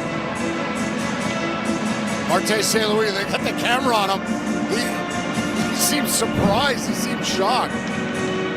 I can't believe it, John. We're going to play on. No challenge from Columbus. They exhaust their timeout. And it's going to stay a 4-2 game. So 15 seconds left to kill for the Canadians. Facing the neutral zone. It's a win for Columbus. Far side Sillinger.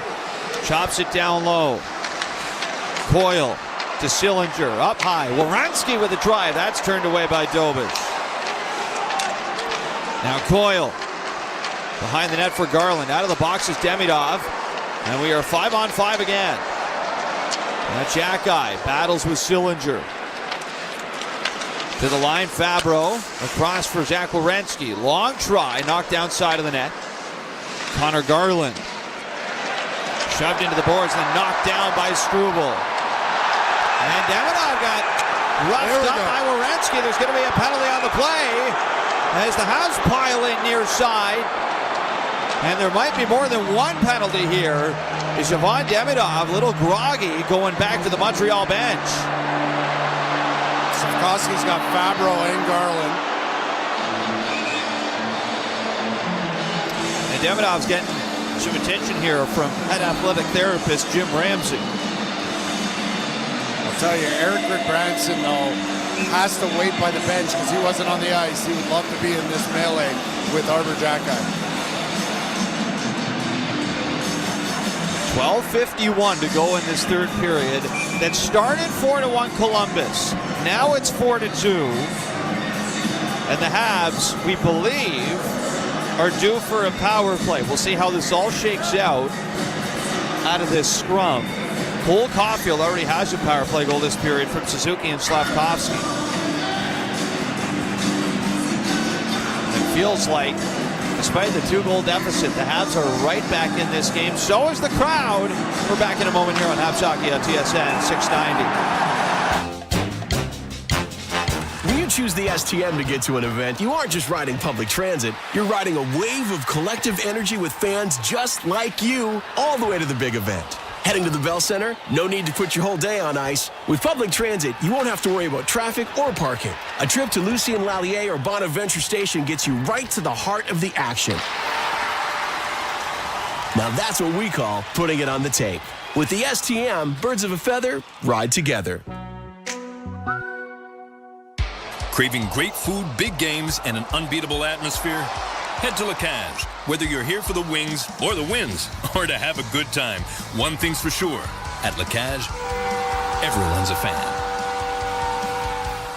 Are you looking for an insurance broker, passionate and professional? With 65 years of experience, SO Insurance has proven to be totally dedicated to serving its clients. Present in 12 regions in Quebec, their brokers have one priority: to find you the best offer available to insure your home, car, and all other types of motorized vehicles. Call 833-370-2704 or visit SOR.ca to ask for a quote. You deserve the best broker there is. SO Insurance, official damage insurance partner of the Montreal Canadiens. Canadiens hockey is presented by SOR Insurance. You deserve the best broker there is. SOR Insurance, official damage insurance partner of the Montreal Canadiens. Enjoy the game. 12:51 to go in this third period as the plot continues to thicken. Just one penalty off of that last sequence. It is to Zach Werenski. Interference is the call, and the Canadiens go to work on the power play presented by Florida Canada. Official partner of the Montreal Canadiens, as the Habs are 1 for 3 thus far tonight. Well, only one call on that last play with Werenski getting an interference call. You could have called it a cross-checking penalty. But kind of makes up for the double minor that Matheson's called for. Got another Hab in the house tonight. Brian Savage. Pierre Turgeon as well. Cast of former Montreal Canadiens tonight with Mike Weaver, Brian Savage, Pierre Turgeon. Brian Savage used to be a head coach for Noah Dobson. Back when Noah Dobson spent a year in Austria with the ECC Red Bull. The Red Bull Salzburg program. So lived with Brian Savage. That's a longer story for another day. Right now, it's a big power play for Montreal. Nick Suzuki against Boone Jenner off the face-off, and it's a win for Montreal. Down 4-2, trying to get back into this game was Nick Suzuki. Off the wing with a shot, and Graves got a piece of that. It trickled just wide. Remember, Suzuki right now on 99 points as the Blue Jackets fire it out down the ice. And Texier is on the ice for Demidov. And Demidov has gone down the tunnel. As here go the Habs through center. Suzuki moves in. Slavkovsky with a shot, and that one goes off the mark. And it's going to be whistled down for a hand pass. Slavkovsky's just ripping into the referee, but he's got to watch out he doesn't overstep here. Don, it felt like this game could have been over going into the third period. Not a whole lot of life in this building, not a whole lot of life on the ice. But it has been the complete reverse, the complete inverse of that as we make our way into the middle stages of this third period. And not because necessarily they dominated, but a little bit of hate was inserted in this game. And all of a sudden, that just gave Montreal enough juice to wake up and start competing at the level that they're capable of. Look at right here with Jenner and Texier. Texier and Jenner jockeying off the face-off, but it is controlled by Montreal. Branson's feeding it to Texier as well. Here goes Slavkovsky to center. Crossing in over the line. Broken up by Columbus. Trying to hold it in as Texier is forced to center. Caulfield. Over to Nick Suzuki. Works it into the Columbus zone. As Suzuki's dumped, it's corralled by Slavkovsky. Now Lane Hudson. Suzuki, one-touch. Slavkovsky fanned on the shot. And back the other way it goes with Charlie Coyle. Partial 2-on-1 here as it's Texier back at the play, and the Habs have taken a penalty. Texier was all over Charlie Coyle. He goes a step too far, and the power play is over. Montreal penalty number 85, 2 minutes holding. Holding is the call. on Texier with still 42 seconds to go in the original minor penalty, so we'll be 4-on-4 for that period of time. Yeah, and it started with the PK of Columbus that was doing a little bit of what Montreal did to them with Jackeye throwing some hits and being physical. Well, it started with Gambranson. He was being physical on Suzuki. He was being tough in the neutral zone, making guys aware that he was around them and taking away and making them feel uncomfortable. Canadians win the D-zone face-off. So we are a 4-on-4. Here goes Adam Ekstrom to center, skates it in. Far side. Slows down, brought to the ice by Monahan. No call on that. As here comes Dante Fabro up to center. He'll turn back, look out, Doc all over him, trying to take the puck away. It ends up in the far corner of the Columbus zone. Matejchuk piles in there. Puck spills loose. And it's settled down by Sean Monahan. 4-on-4 is over. It's now a Montreal penalty kill presented by Popeyes Quebec for 1:12 with Alexandre Texier in the box. Zach Werenski back on the ice. Drops it off for Adam Fantilli. Now Marchenko over the line. Cut off and thrown down the ice by Philip Deneau. Now Zach Werenski for the Blue Jackets. Drops off for Marchenko. Now left side. Here comes Mason Marchment all the way into the Montreal zone. Rolled around for Charlie Coyle. Coyle. Off to Fantilli. Into the slot. Fantilli dishes off in front. They score! Charlie Coyle with the deflection in front, past Dobish. And this is going to be a power play goal for Columbus to take a 5-2 lead. That was a really nice high rotation by Columbus, rolling from what looked like a 1-3-1 into a spread, and then going from high to low. And you see Marchenko just slide outside dots, below the circle, and he doesn't mess around. He slings it to that back post to Charlie Coyle. Second of the night for Coyle. Another 20-goal season for Charlie Coyle. His career high is 25. That came back in 23-24. So after a great stretch on the penalty kill for Montreal, they allow a power play goal here. As it's a 5-2 lead for Columbus. Out shooting the Habs here as well, 31-16. Montreal back on the attack. Ekstrom with a shot. That's stopped by Jack Greaves. So Charlie Coyle with a crucial goal here. Marchenko and Fantilli pick up the assists at 9:59. 5-2. Blue Jackets lead in the third on Habs Hockey on TSN 6-9.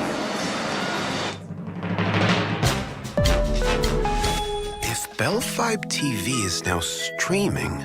Is it still TV? Is it still TV if there's no TV box?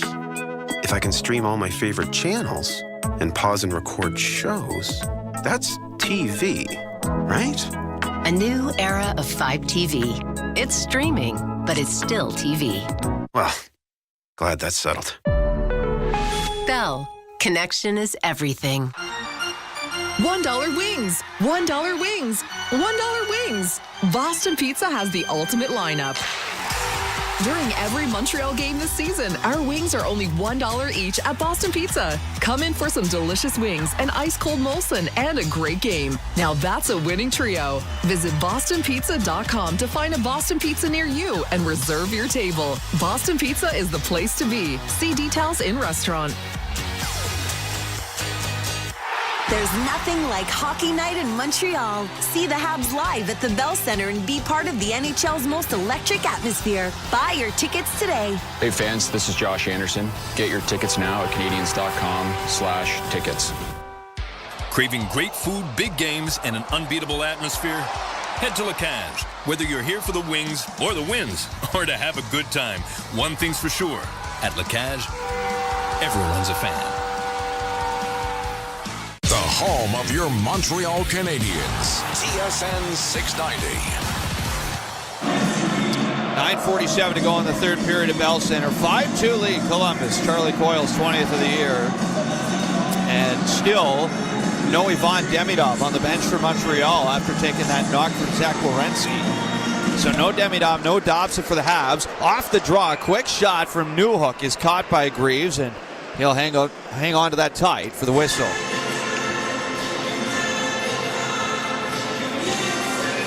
Power play again. I mean, they got that one goal by Caulfield. Just hasn't been good enough tonight. Blue Jackets work it around. Up to center, Mason Marchwood tied up by Engstrom. Now Boone Jenner carries it into the Montreal zone. Behind the net it goes. Struble and Heinen tied up. Taken away by Mason Marchment. From behind the net. Rolls to the far side, out in front. Tried to find Danton Heinen. It is chopped out to center ice. And then lobbed in by Columbus. It'll be left behind for Mike Matheson. 9 minutes to play in the third. Habs trail 5-2. Here goes Slavkovsky with speed. On the zone entry, tried to center it. That's covered up by Jack Greaves. Provorov is really not happy with Kirby Dach. He's on the bench with his glove off. He took quite the whack right on the wrist.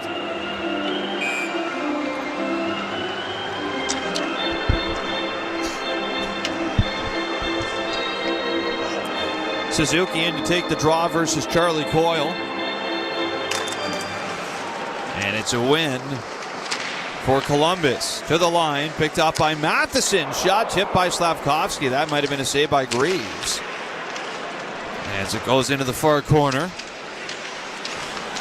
Slavkovsky to the line. Shot incoming from Jackeye is caught and frozen again by Jack Greaves. Again, Columbus doing a good job, even on the low to highs, is that they're boxing out early. And Jack Greaves on these long shots hasn't had to battle too much with net presence or deflection.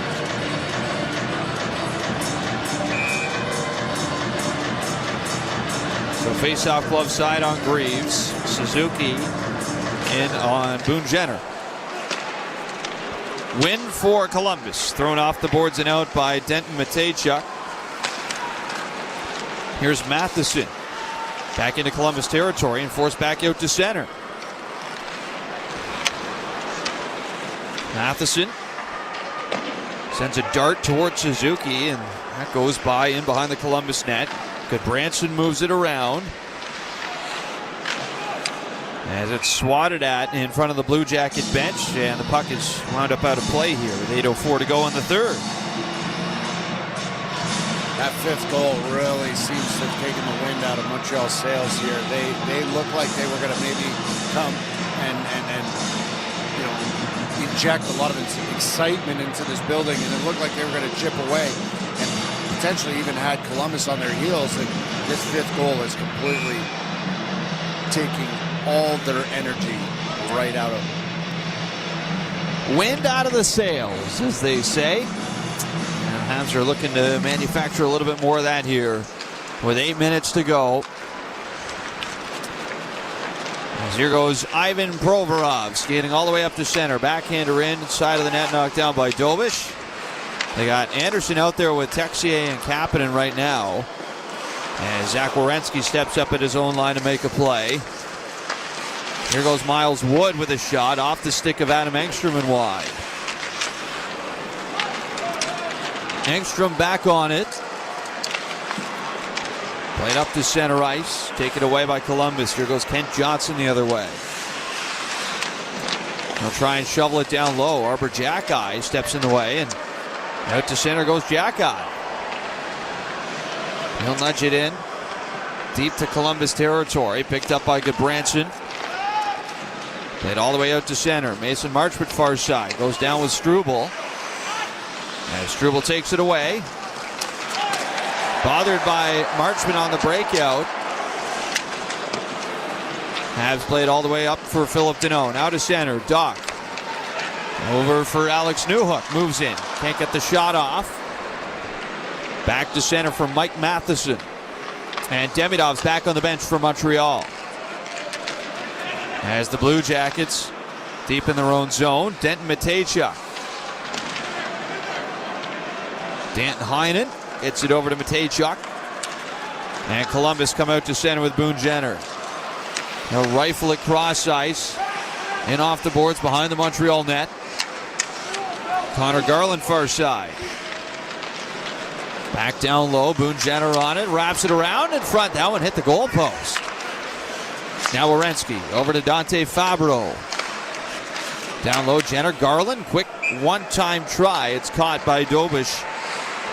And frozen for the whistle. So Dobson's done tonight. He's not coming back, but it looks like, John, we might see Ivan Demidov, which is a big sigh of relief for a lot of folks here in Montreal. Yeah, absolutely. I think it's just when he got that cross check from Werenski and went down, he wasn't expecting it. He didn't get his hands out in front of him to kind of brace his ball, and his face whacked the ice.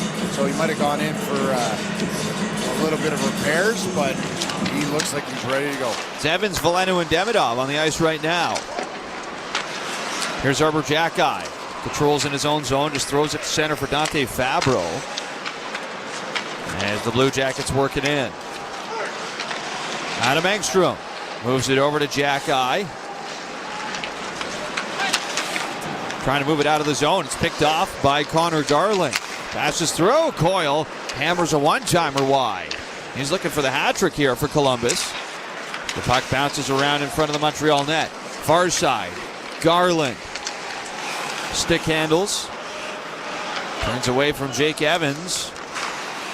Hits the brakes. Tries a shot. Blocked by Evans. Goes right to Sillinger. Another shot blocked, this time by Jacki. And Sillinger is chased out to center. Now Zach Werenski up the right side for Dante Fabro. He'll play it into the Montreal zone. Juraj Slavkovsky is on it. Snap to center. Caulfield. Back for Lane Hudson.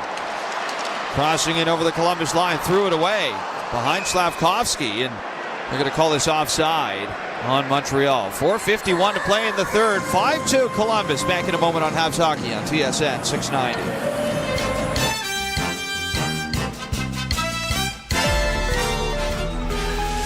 Spring's finally here, and Julie is making the most of it. Going for long walks, escaping the city, and reconnecting with nature. Hey, girls! And reconnecting with her besties, one of whom is having a baby shower on the other side of the country. Switch to Canada's best 5G network and never miss an important moment. Plus, get all the data you need at a great price. Visit a Bell store or bell.ca/rate plans. Bell. Connection is everything. Abrysvo is an RSV vaccine. 60 or over? Talk to your healthcare provider about Pfizer's Abrysvo. Visit abrysvo.ca. $1 wings, $1 wings, $1 wings. Boston Pizza has the ultimate lineup. During every Montreal game this season, our wings are only $1 each at Boston Pizza. Come in for some delicious wings, an ice-cold Molson, and a great game. Now that's a winning trio. Visit bostonpizza.com to find a Boston Pizza near you and reserve your table. Boston Pizza is the place to be. See details in restaurant. Beer, chips, popcorn. Score big at your neighborhood Voisin without missing a second of the action. Stock up on game day essentials before the puck hits the ice at Voisin, proud partner of the Montreal Canadiens. Voisin, whenever you need us. This is Montreal Canadiens hockey on your home of the Habs, TSN 690. Back at the Bell Center on this April 11th to wish a happy birthday to a good friend of this show and someone who's been a household name in the QMJHL for a couple of years. We're always happy to have him here on Habs Hockey on TSN 690. Happy birthday, Caleb Desnoyers of the Moncton Wildcats. It's a thrill having him on our show last year in his draft year. And oh, by the way, happy birthday, John Goins. Well played, well played, well played. Jeremy Clarkson of Top Gear.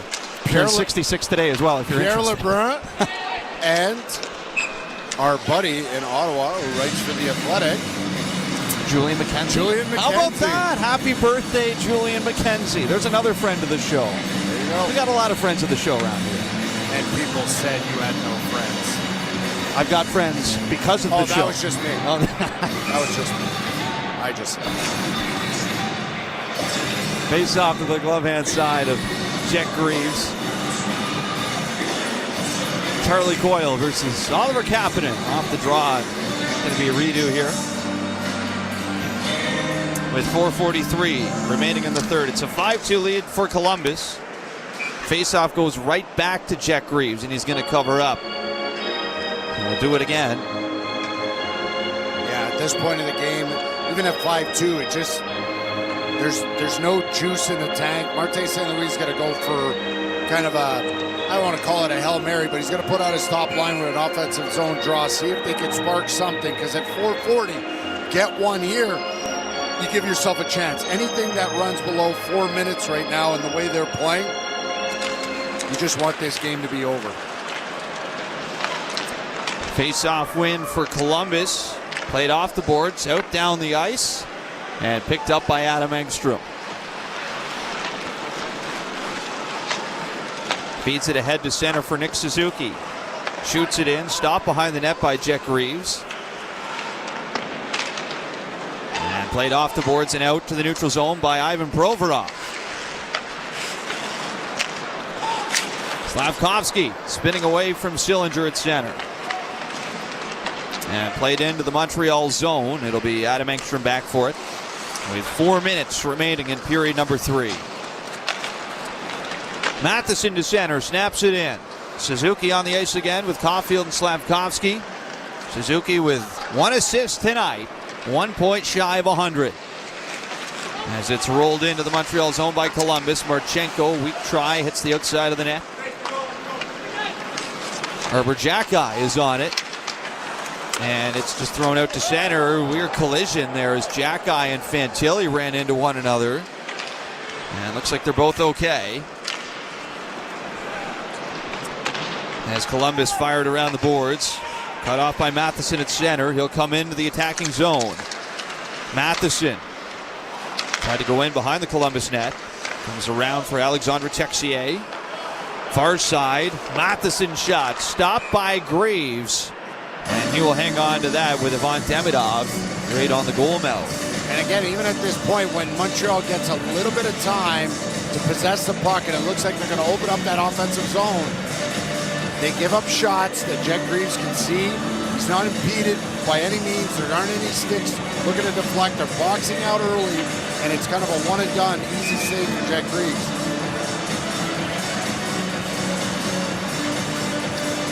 Boone Jenner versus Oliver Kapanen off the draw. Battle in the far corner is won by Demidov, but the pass goes out to center ice. Elsewhere, 7-1 right now for Philly over Winnipeg as the Jets get smacked around. That's bad news for Columbus, even though it looks like they're on to 2 points tonight. They will remain 2 points behind the Flyers. As here goes Miles Wood down the far side. Centers through the middle, and a hard drive from Sean Monahan is blockered away by Dobish. To the line, Matejchuk fires it in. Around it comes for Kent Johnson. He's erased along the boards by Lane Hutson. Habs break out 3-on-2. Hutson moving in. Dishes off. Demidov shot. That's stopped by Greaves. Now around it goes Demidov with another try. That one-timer is blasted wide. In front, Texier passes it away. And back across, Texier puts the shot wide of the net. Texier again with it. Trying to move it in front for Kapanen. That's broken up. Far side corner, Demidov. Cycles around for Texier. Back to Demidov. Tries to stick handle out in front of the net. He'll spin around along the end boards. Now all the way back to the blue line. Lane Hutson, far side, Demidov shot. Oh, what a kick save by Jet Greaves. As the Blue Jackets have iced it, and Demidov, dejected, goes back to the bench. He knows he had one, taken away by Greaves. Best save by Jet Greaves at this point in the game. He hasn't been challenged this much, and it just took Montreal way too long. 1:36 left in this 5-2 game, way too long to create a grade A chance like we just saw from Ivan Demidov. Engstrom at the line, passes over, and there is a broken stick for Philip Deneau. He tried the one-timer. He'll go back to get a new one. Now Adam Engstrom passes off to Deneau. Fresh stick, far side. Back to Engstrom. Now over to Jack-Eye near side. Rolls it around the boards. Below the goal line, it's Philip Deneau on it. Back to Jack-Eye at the point. Now Kirby Dach. Swings up high into the slot. Dach with a shot. That one sails wide. All the way around off the glass into the Montreal zone. Final minute in the third period. 5-2 Columbus lead.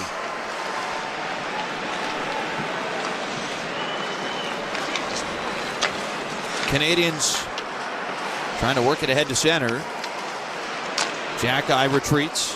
Finds Adam Engstrom. Now tipped in by Joe Veleno. Doesn't look like Suzuki's going to get 100 points tonight. He is not on the ice here in the final 30 seconds. And he's got 2 more games to hit the mark, as here goes Boone Jenner moving in on Engstrom and tried to sneak it short side on Dobish. Save was made. As Joe Veleno up to center with Evans. Nudged in off the boards. As Veleno follows it into the corner. Scrum ensues. And unable to get the puck free. The puck will stay wedged up along the boards, and that's how we finish this one tonight. Final home game of the regular season for the Montreal Canadiens. Ends in disappointment. Suzuki gets point number 99, but it is far from enough tonight in a 5-2 win for the Columbus Blue Jackets. Unfortunately, too many long stretches of really, really flat